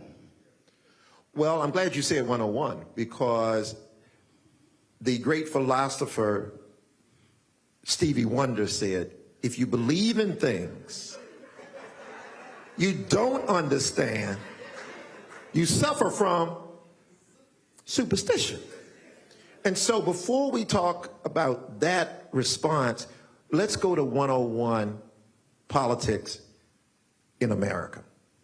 First of all, we don't have a democracy. We live under a constitutional republic. No one in this room or in the listening audience or viewing audience has an affirmative right to vote in the United States Constitution. What you talk about, Gary Flowers? No, we don't. And Roland was with us in 2000 when we went from Florida, the stolen election, to the Supreme Court of the United States. And Justice Scalia, speaking for the majority, said, hey, love to help you guys, but nobody has the right to vote. It's a state matter. Yep. You were there. And so, one, we have to understand that we don't have an affirmative right. It's a state right. We have 51 state systems in this country, all different. 3,067 county systems, all different. And 13,000 municipal systems, all different. And for the people who don't understand, it's like, hold on, you said 51. First of all, you've got Puerto Rico that actually votes in federal elections as well, Yes. although they're not officially a state. And then you have other provinces where they vote as well. The point is, Reverend Jackson was very clear to our staff, and Roland was in Chicago then with the Chicago Defender. He said, Gary, you ain't got you can't teach what you don't know, and you can't lead where you don't go.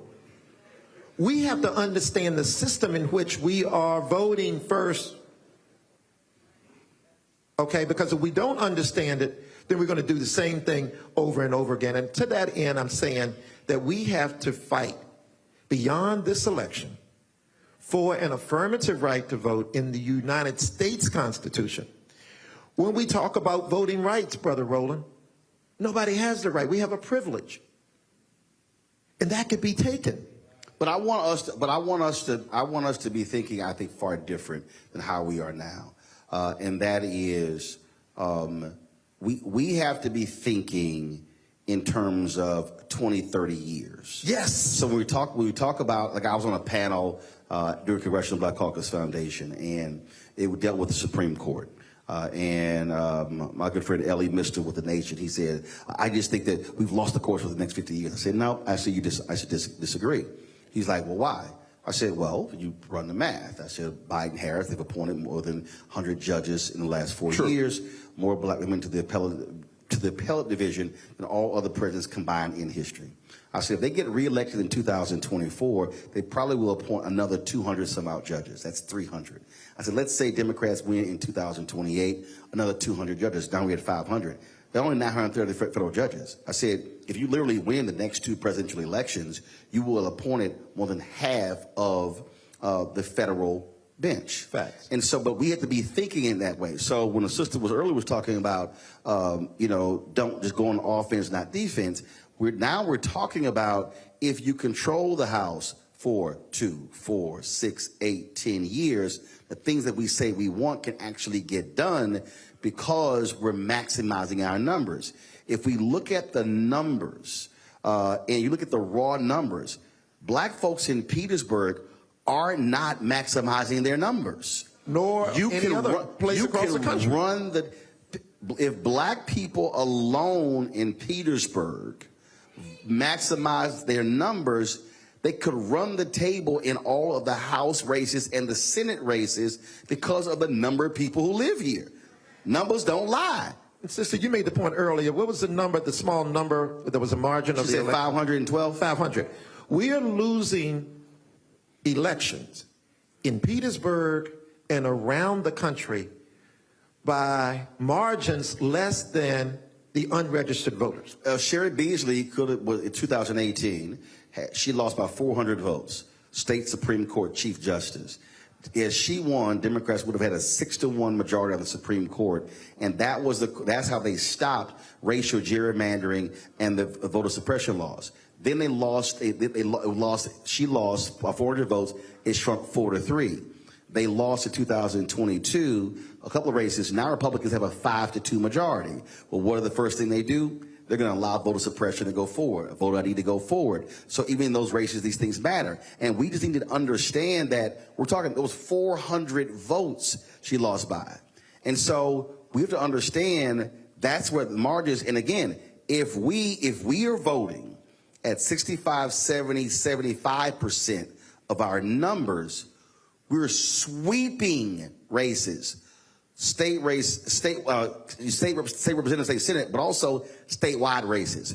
Black voters could literally choose all statewide races if we're maximizing our numbers at 70, 75%. And let me just lift one word that you just said 3 times, and that is understand.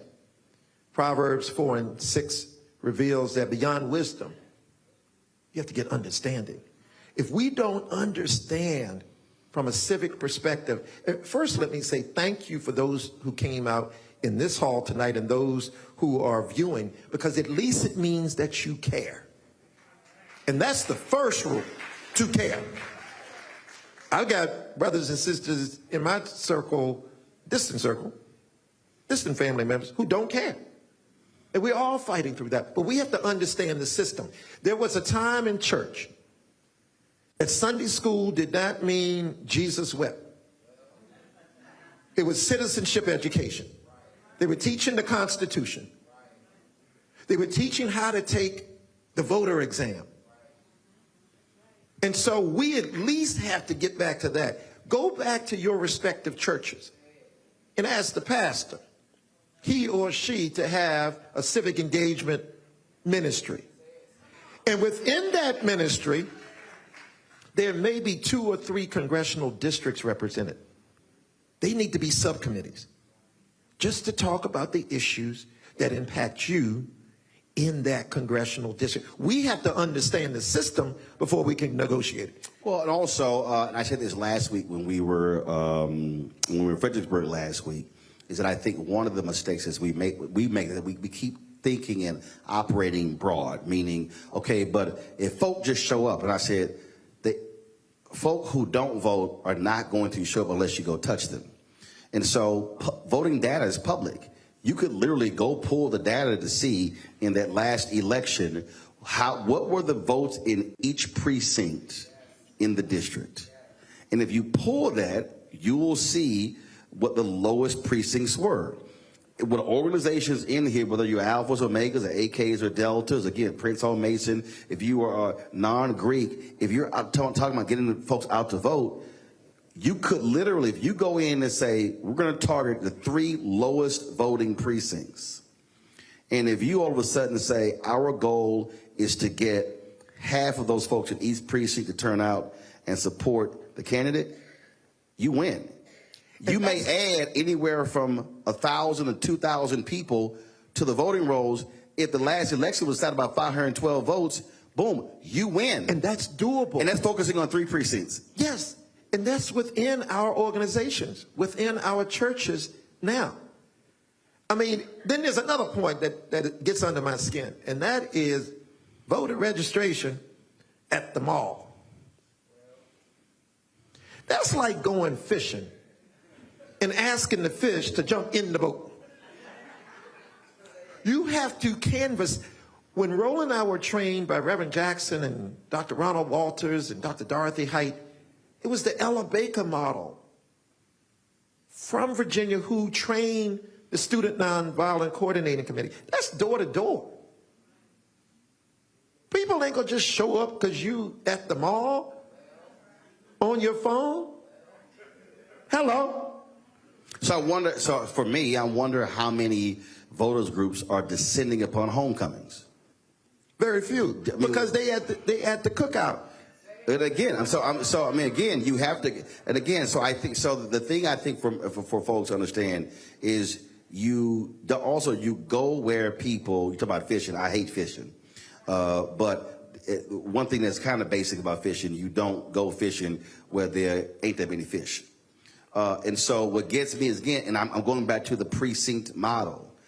I'm not interested in chasing going out to this event. No. The numbers are right there. Right.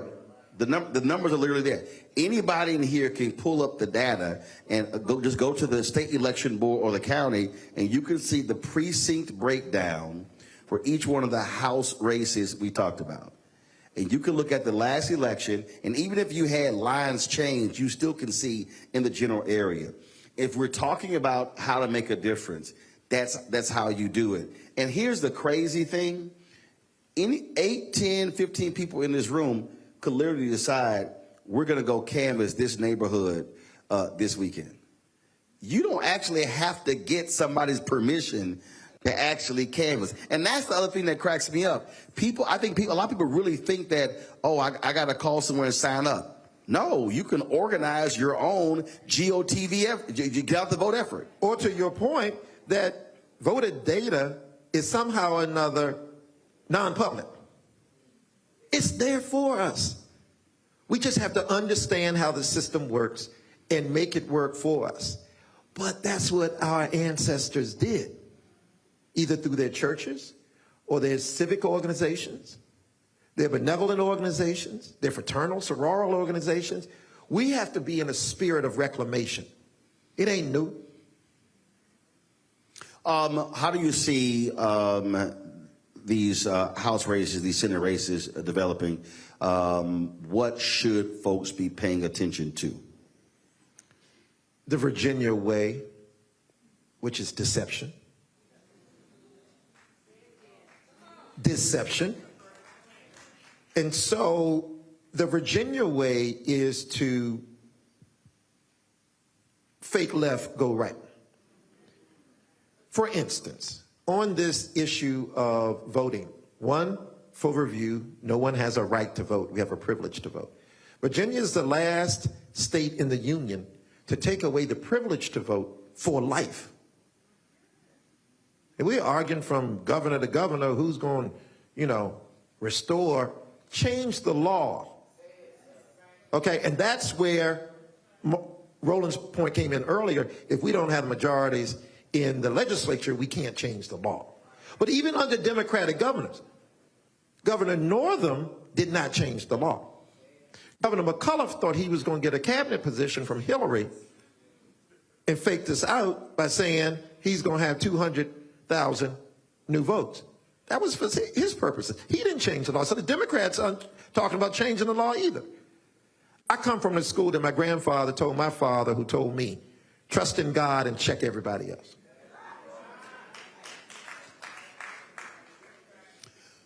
Last question for you.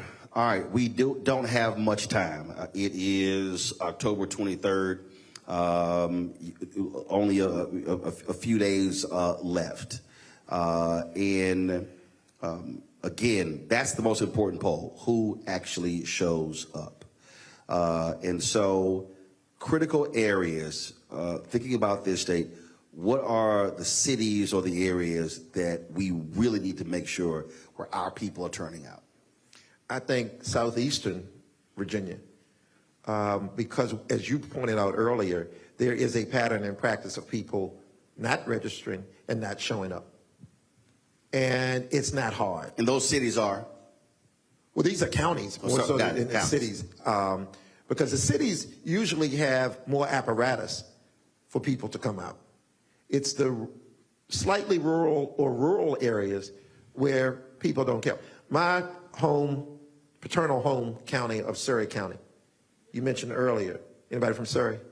Okay, I'm a Flowers from Surrey. Route 611. Anybody asked for your address? They were talking to me. No, you. I need you to stay over there. That's because he spent so much time in Chicago. Because Chicago Negroes will give you the whole address. Yes, they will. They gonna give you the cross street.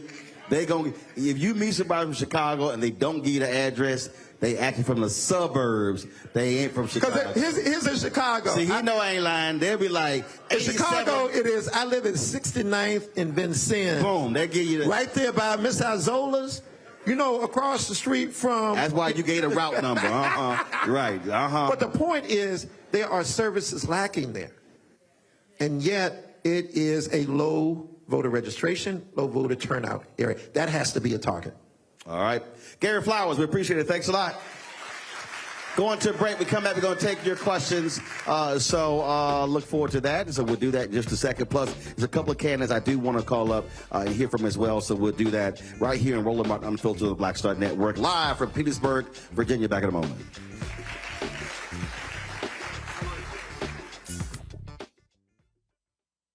On a next, A Balanced Life with me, Dr. Jackie. Being of service to others is one of the greatest callings in life. But being there for someone else in their time of crisis is a whole new level, and you have to bring courage, commitment, and strength. On our next show, we meet two real-life angels who were thrust in the midst of caregiving and without warning. And he was looking strange and couldn't cut his meat. And it was very odd. And I said, well, what's wrong? And he says, I think I've had a stroke. And so, of course, it scared me. And we literally got in the car and he walked into the hospital on a Thursday. And by Saturday of that same week, he lost all control of his left side. The blessings, the challenges, and the way they maintain their balance, all next on A Balanced Life on Black Star Network. Hatred on the streets, a horrific scene, a white nationalist rally that descended into deadly violence. White people are losing their damn minds. An angry pro-Trump mob storms the U.S. Capitol. We're about to see the rise of what I call white minority resistance. We have seen white folks in this country who simply cannot tolerate black folks voting. I think what we're seeing is the inevitable result of violent denial. This is part of American history. Every time that people of color have made progress, whether real or symbolic, there has been what Carol Anderson at Emory University calls white rage as a backlash. This is the rise of the Proud Boys and the Boogaloo Boys. America, there's going to be more of this. Here's all the Proud Boys, guys. This country is getting increasingly racist in its behaviors and its attitudes because of the fear of white people. The fear that they're taking our jobs, they're taking our resources, they're taking our women. This is white fear.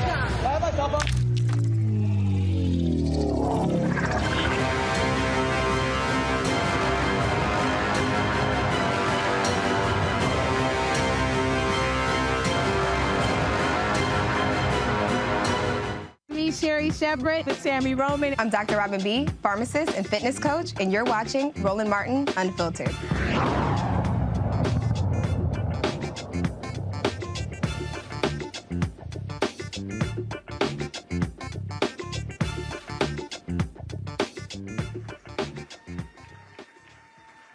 All right, folks, welcome back to Petersburg, Virginia. Nathan McKenzie is running for the state senate. Nathan, come on out.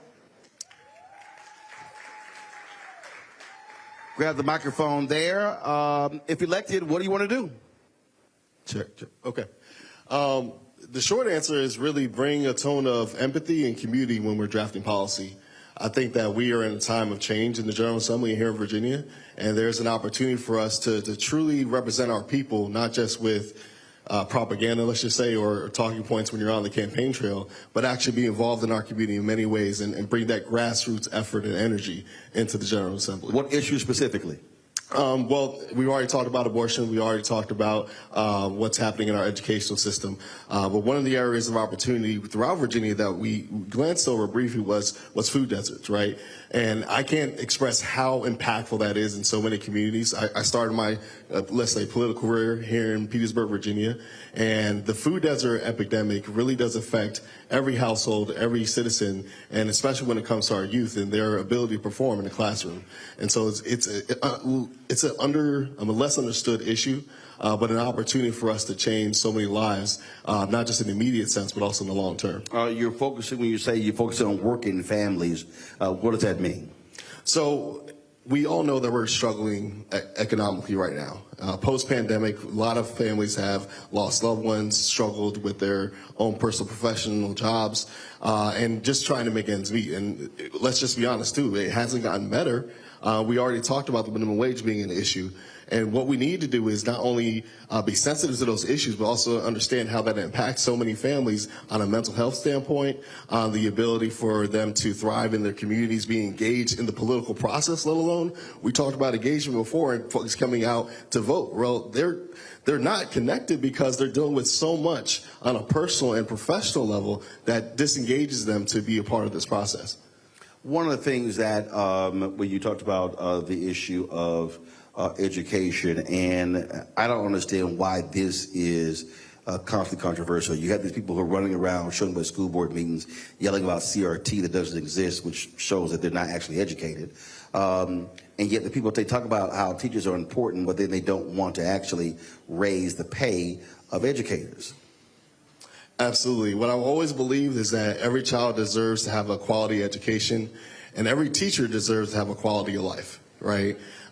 We have already talked about them being the social worker, the confidant, the protector, the individual who's doing more than what is already understood for them in their job description, right? I mean, there's a lot of people here who would say, you want me to do what in addition to what my job description is? They would have walked away. But we also know that they are the connecting point, let's just say, between the child and the parent in many ways. Right, and so when we talk about funding our schools and supporting our teachers, we need to make sure they have the resources to ensure that the child has the ability to grow as a person and as an individual, but also academically succeed as well. All right, then. Well, Nathan McKenzie, good luck in your Senate race. Thank you, brother. Appreciate it. Bring up Stephen Miller-Pitts. Stephen, step on up.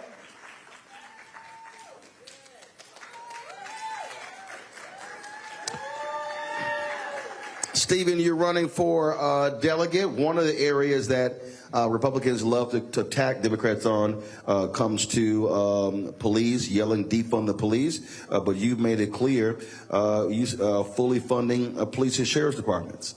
Yeah, explain. Absolutely, because as an Iraq and Afghanistan war veteran, I understand coming back, we need safer communities, right? And so we need more funding in the communities, right? And so I really want to fully fund the sheriffs and police, but what type of funding and where the funding goes. So I'm really knowing how they spend the money and making sure the resources are there in the community. When we talk about mental health, de-escalation tactics, and things of that nature, hiring other qualified personnel to our police forces, so we really have a community effort. So it's not all on the officers from doing their jobs, but they can call on their partners who have different qualifications in the community so that our community can get the resources that they need. You're running in a race a lot of people not paying much attention to, but you're really spending time hitting the ground, going door to door. Yeah, absolutely. You know, when I spent time in the mountains of Afghanistan, just myself, but knowing people were watching, I know people out here are watching. And so somebody told me earlier that they see me on TV, so I'm making noise. I think the unique thing is for the Republicans to stay in office, for Youngkin to do what he needs to do, they need to take spotlight off of races like mine. Races that are so unique, where there's enough people. My district is suburban, urban, and rural, right? There's a gambit of things that are happening in my district that once I flip this seat, Youngkin and everything goes away because they can't hold. See, we're talking about flipping the House, but what we need to have is veto control, right? Where we can do what we need to do legislatively, and what he does doesn't matter because you know what? They're doing it in North Carolina. They're doing it in North Carolina, Tennessee, Mississippi, Florida, Mississippi, Alabama, Texas. Absolutely. So we have an opportunity. We have over 2 weeks left. Over 2 weeks left to get people excited, come out and vote. And we can have veto proof here. We got a historic number of people of color running, over 50 plus individuals running for 140 seats. That's a significant chunk of the state legislature, looking like people that come from the communities that we want to help. And so that's why I'm running, because my community is one of those communities. And as a professor at Virginia State University, teaching government, understanding how it's supposed to work, and once you put those individuals in office. And so I'm not beholden to anybody, right? I'm here by the grace of God, still living. Everybody in my household is gone that I grew up with, but I recognize, because I'm building my house, that I need to be the example for the communities where Hopewell City is my majority minority, and they get overlooked because where I live in Chester, that's where my opponent lives. So everything falls in Chester, and Hopewell gets left behind, right? But what I will make sure that I return to Hopewell, the resources to Hopewell, Prince George, the food deserts, everything, the whole gambit. There's no single issue on the ballot, right? Everything is connected. And so me teaching government, I understand. That's why you have different departments, right? But everybody works in conjunction with each other, right? And so one of the things that Republicans are unique and able to do is make these things single issue things. But I was talking in Prince George early on Saturday at the Pecan Festival. There's no single issue, right? If I want to fully fund schools, right, I got to worry about the students, right? Do they have everything they need at the household, right? So then that's affordable housing, right? Do their parents have a livable wages, right? That has an impact on what they can and cannot do in the house. So when they come to school, my teachers aren't stressed out because the students have everything they need to be successful and learn. And more importantly, what I keep saying is, schools, their primary job is to educate, not be social service centers. Absolutely, absolutely. And so, absolutely, you know, I was on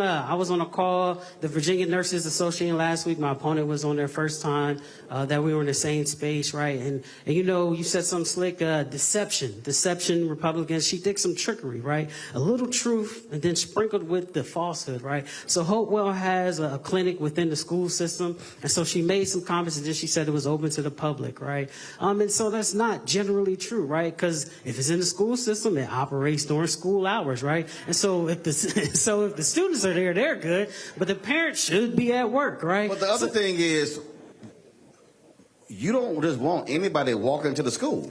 Absolutely, safety issues. Things of that nature. This is a part. Look, because I've covered city and county government, I've explained that part of the problem in this country is that in the cities and counties across the country, they literally got rid of community service centers, and so people are like, oh, let's put it all into the schools. Yeah, but the problem is you don't want this anybody who looking for community services roaming a school hallway. Absolutely, 100%. One of the other unique things, you know, when you talk to other candidates, and one of the things on the ballot, you know, we have these developers. I love that the development and the growth, but it's not matching with our infrastructure, right? And so you said something unique. We in my part of the county, there's a lot of development, so housing's going up, but they're not pulling up new schools. They're not putting up medical parks. They're not investing in the community. What they're doing is a cash grab, and then we'll be left holding the bag. So that's why November 7th, I'm going to ensure that if I'm holding the bag, I'm going to return the bag back to the community. So that's why everybody needs to come out and vote.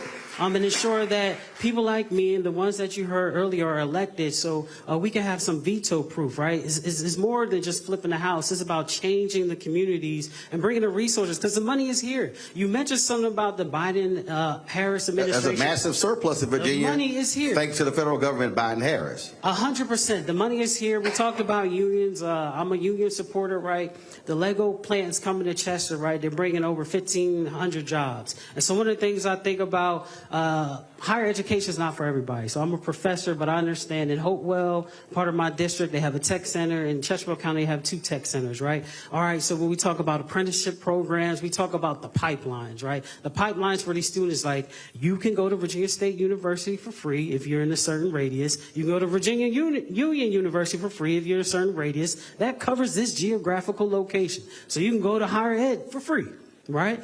And then which actually used to exist in this country. Absolutely. That was before Ronald Reagan became president. And so there were a lot of people, and again, this is for all the folk out there. There were a lot of white Americans who went to free college, places where we couldn't get into. And so a lot of these people, parents and grandparents, got paid by going to free college. Absolutely. Go ahead. Absolutely. So now we have an opportunity, right? We're not taking nothing from nobody, and my, you know, in the military, you know, we never had enough resources, anything, right? But we always got the mission done.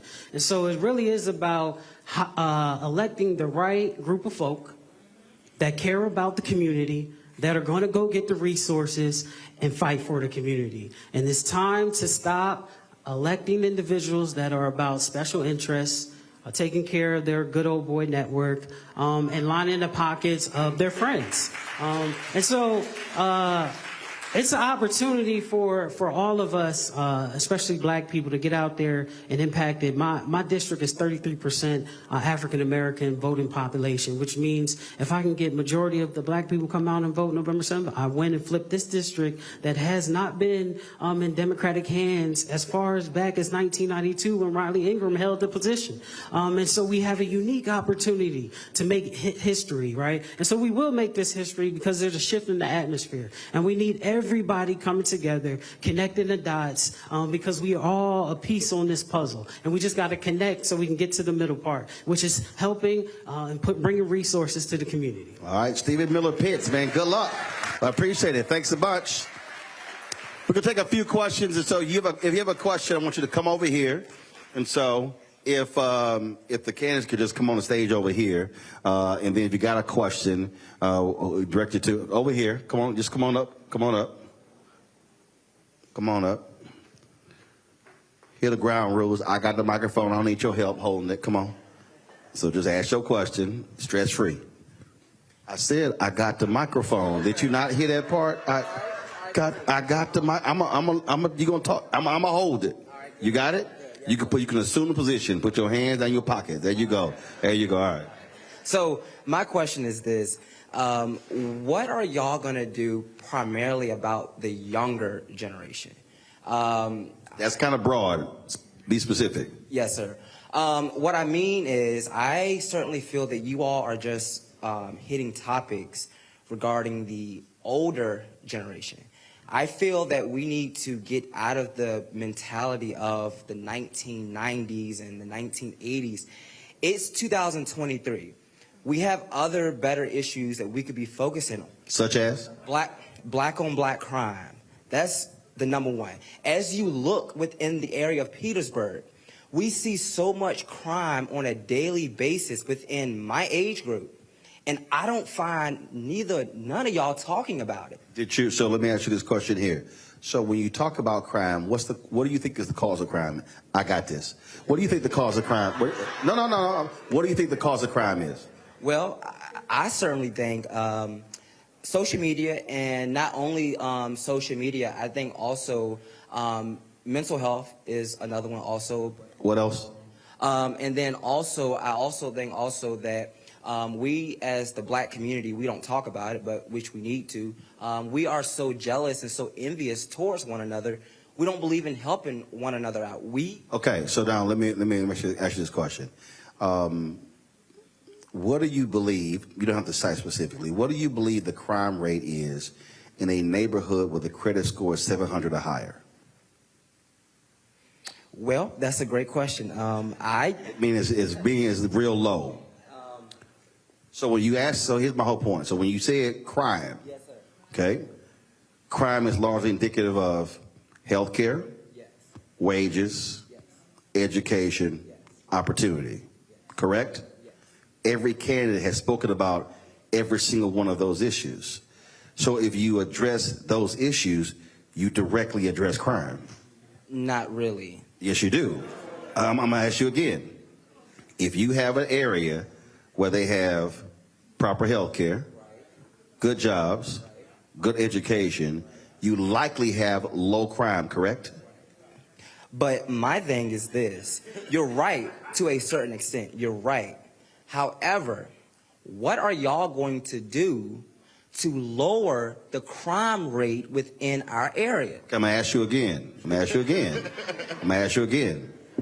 If you provide health care, right, economic opportunity, right, job creation, higher wages, increase black-owned businesses, improve education, and provide additional resources to HBCUs, does that not have a direct impact on crime? No, it does not. How? It does not. Because there are bigger issues that influence black on black crime than just focusing on those things. And what they are? Well, a number one thing, and I have not heard nobody talk about it, is the LGBTQ community rights.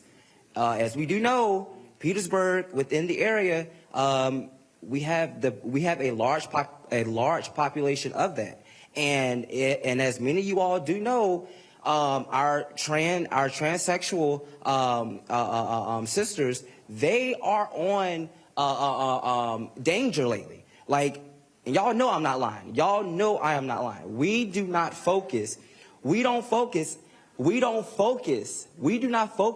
those topics. And listen, it's 2023, y'all. We're not living in the 1980s no more. We are living in a new society.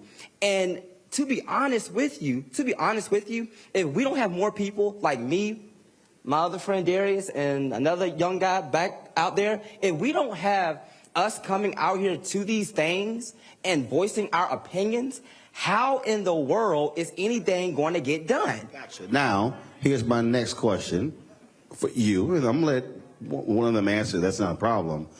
What are you and your friends doing to mobilize voters? No. I actually want to know. Well, first, what we are doing is we are going out at our school, going out to every single residence hall, asking. What school? At Virginia State University, asking them, are you registered to vote? Are you coming out to vote? Are you registered to participate in the U.S. Census? Because we don't talk about that either. Well, that's also the census every 10 years. So this is not a census year. We just already had the census, so you're not going to have it again for 7 more years. So you say you're asking them are they registered to vote, but are y'all registering people? Well, what we're doing is, what I have done was I have created a poll, a Google Doc poll, and I used that. And what I have done was I have been trying to find out who can I send that to, so that way we can get more younger people involved in our. No, here's what I'm asking: have you or any of your friends? No, have you or any of your friends actually went to the county to be certified as an official voter registrar?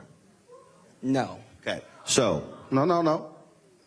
So, asking somebody, are you registered, is one thing. But being an official registrant means that you could actually sign them up on the spot. So now you're not just asking, you're now also doing. And so that's one suggestion that you should be actually doing. One of y'all should be an actual voter registrant, so you have the authority to actually register people. When you're asking them and you're going around asking them they're registered, are you carrying any voter registration forms? Well, no. Okay, so right to hold up. So if you're asking me, I'm just helping you out. If you're going to somebody and saying, are you registered? They go, no. Then what do you do? So what I do is I get their information, and then I forward them to the local poll office in Petersburg, and I tell them. But are they allowed to register online? Say that again? Are they allowed to register online? I mean, I don't know. Y'all have online registration in Virginia? Which means that you could actually have an iPad and have them registered right there on the spot. But see, that's what I was saying, though. We don't know nothing about that. Hold on, no, but I'm telling you right now. So, no. Because when you say we don't know, because you actually said you know a lot, but now you don't know anything about voting. My point is this here. Follow me here. If you're asking what they can do, you can actually impact that.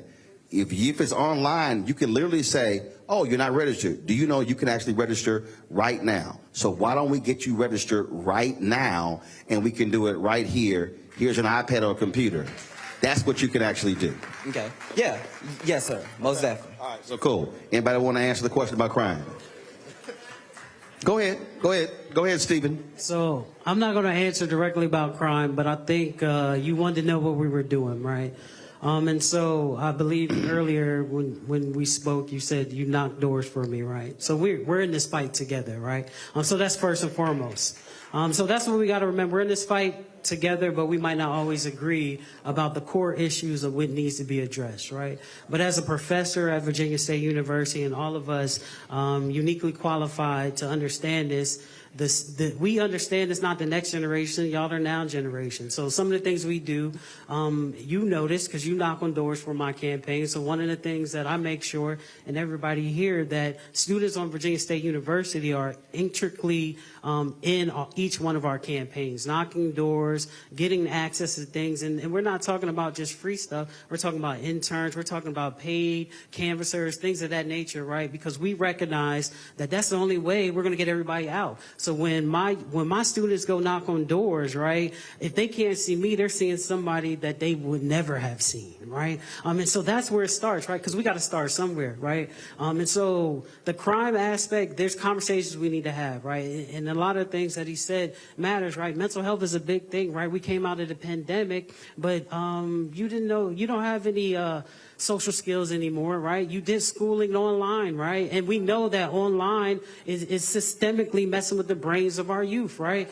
So things like that need to be addressed. But the first part is you got to get everybody to vote, right? Vote for us, because once we get elected, that's first, right? Then after, we can tell you exactly what we're going to do. And if we don't do it, you hold us accountable. And then you run against us, right? That's the cycle. That's the system. And let's be clear, again, and the reason I want to go back to the crime issue. When people say we're going to put more police on the streets, that's great. The problem is that is in response to crime. You asked about stopping crime. And what I'm trying to convey is you simply cannot disprove my point. Show me an area of Virginia where there is low crime, and I guarantee you there is high home ownership, high education, high credit scores, high number of jobs and wages. And so you can shake your head all you want to. You could go ask any criminal justice professor on your campus, and I challenge you to do so. You can go ask, in fact, you can go ask any police chief. I've interviewed numerous ones. A police chief will tell you crime is a direct response to economic health indicators, period. You're talking about a response to crime. So in a lot of our neighborhoods, black people are dealing with high crime because many of our neighborhoods are low income, low education, low health, food deserts, so all the things, and any one of y'all want to speak to that, but that's literally how crime is able to manifest. But show me an area that's doing well, they ain't got a crime problem. Go ahead.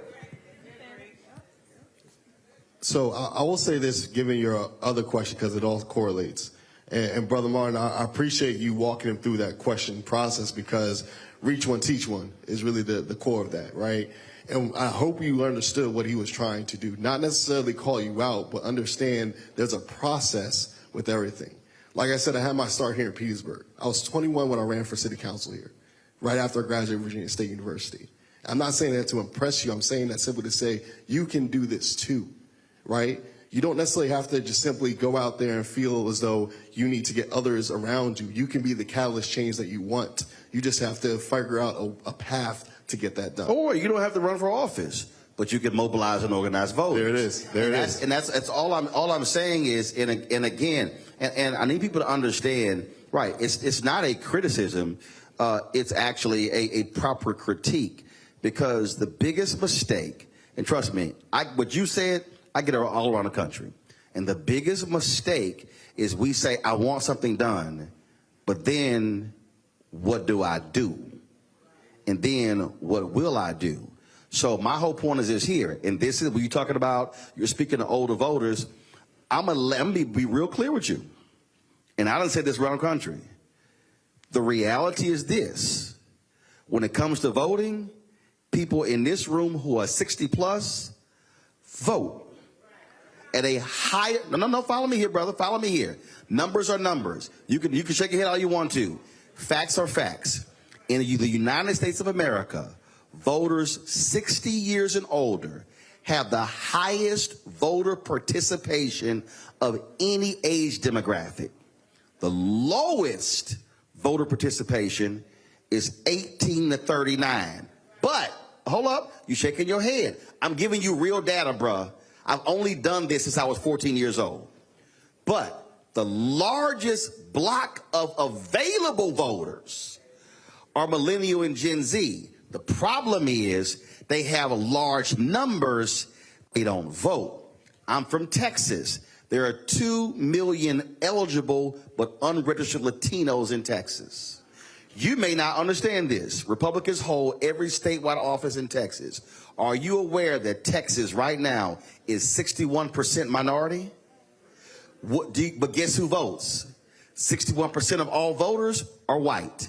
So in Texas, black and brown people make up 61% of the state population, but 61% of those who vote are white.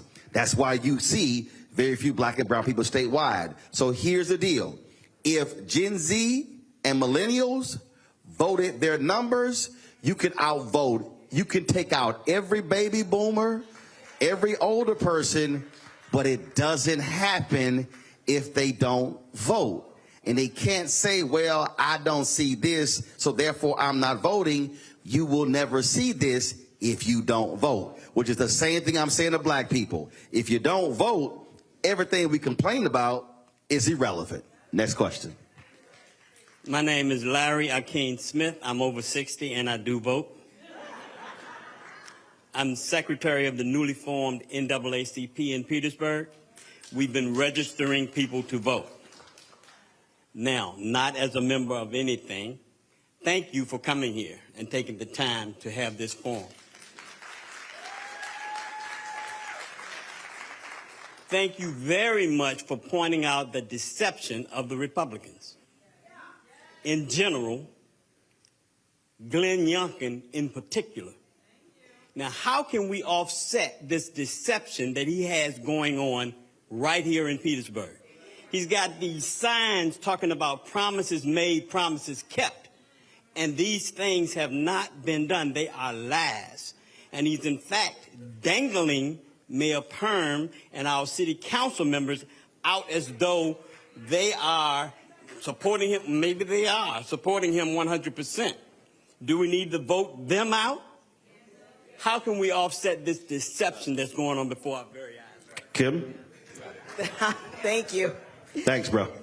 And thank you for that question, Larry. The way we combat the lies is with the truth. We need to fact check Glenn Youngkin every chance we get. Because if we sit here and allow him to tell the lies and don't say anything, people are going to believe it to be true. Partnership for Petersburg is a prime example.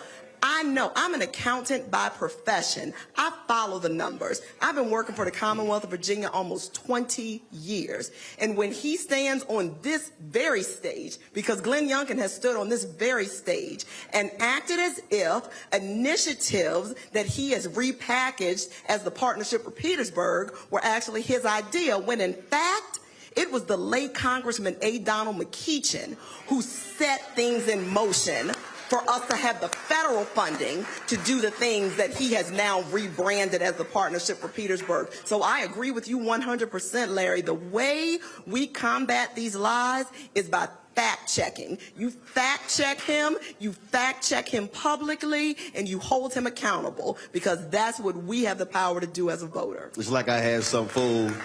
It's like I had some fool trying to tell me about Trump and HBCU funding. I said, first of all, it was a lie. He did not fully fund all HBCUs. Two, the program he was talking about was created by President George W. Bush, was then followed through with Obama. It expired. Trump zeroed out the funding for the program in his budget. It was put back in by Congresswoman Alma Edwards of North Carolina, a Democrat, and that's how it got done. But again, he promoted the lie, and folk fell for the okie doke. And I'm like, I ain't giving you credit because I know the truth behind the lie. And see, and this is the point here. And I'm gonna close with this because I see we're over time. But I gotta say this here, and this is critically important. And again, why did I walk through what I'm talking about here? Facts are facts. And I've said this across the country.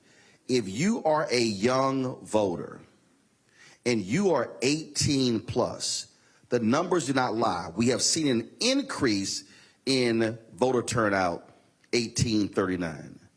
But the lowest voting demographic, period, is 18 to 39. It's a fact. You could drop your head, bro, and you should drop your head. Because here's the problem. Here's the problem. You cannot, and again, I'm speaking about young voters overall, and I'm speaking about black people.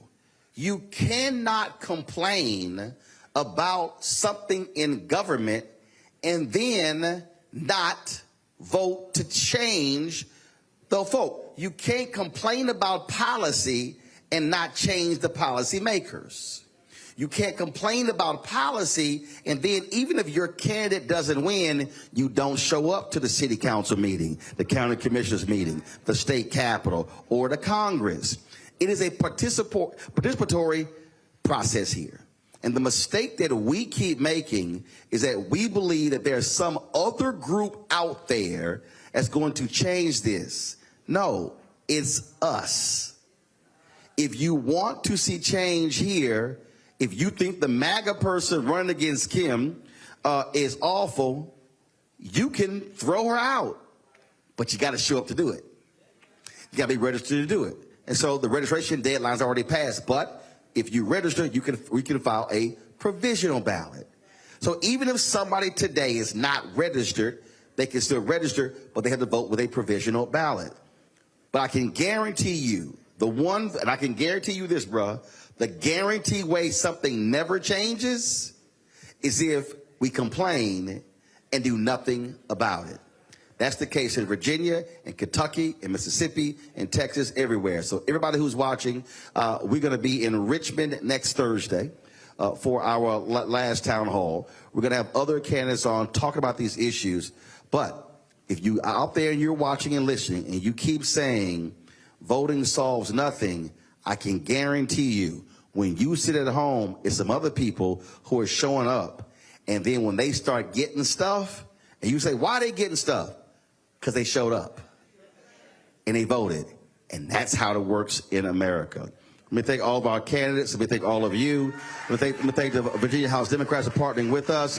Folks, I'm going to be back in studio tomorrow. I'm going to show you a video. I'm going to show you a video. It's a bunch of young people on social media who are mad with Biden with what's happening in Israel and Gaza. And they're saying that they're not going to vote. And I'm going to break down for you why is absolutely nonsensical, because you can't say I want student debt relief and Republicans opposed it, but Biden has canceled $127 billion in student loan debt. But then you say, why did he cancel more? This side don't want to cancel any of it. $127 billion is being canceled. Folk, you got to think much broader and deeper, because when you vote, you're not voting just for today. You literally are voting on policies that will impact us 20, 30 years from now. Thanks a bunch. I'll see you guys tomorrow on Roland Martin Unfiltered on the Black Star Network. Holla!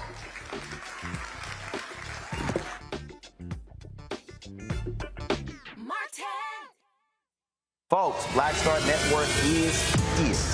Hold no punches! I'm real revolutionary right now. Support this man, Black Media. He makes sure that our stories are told.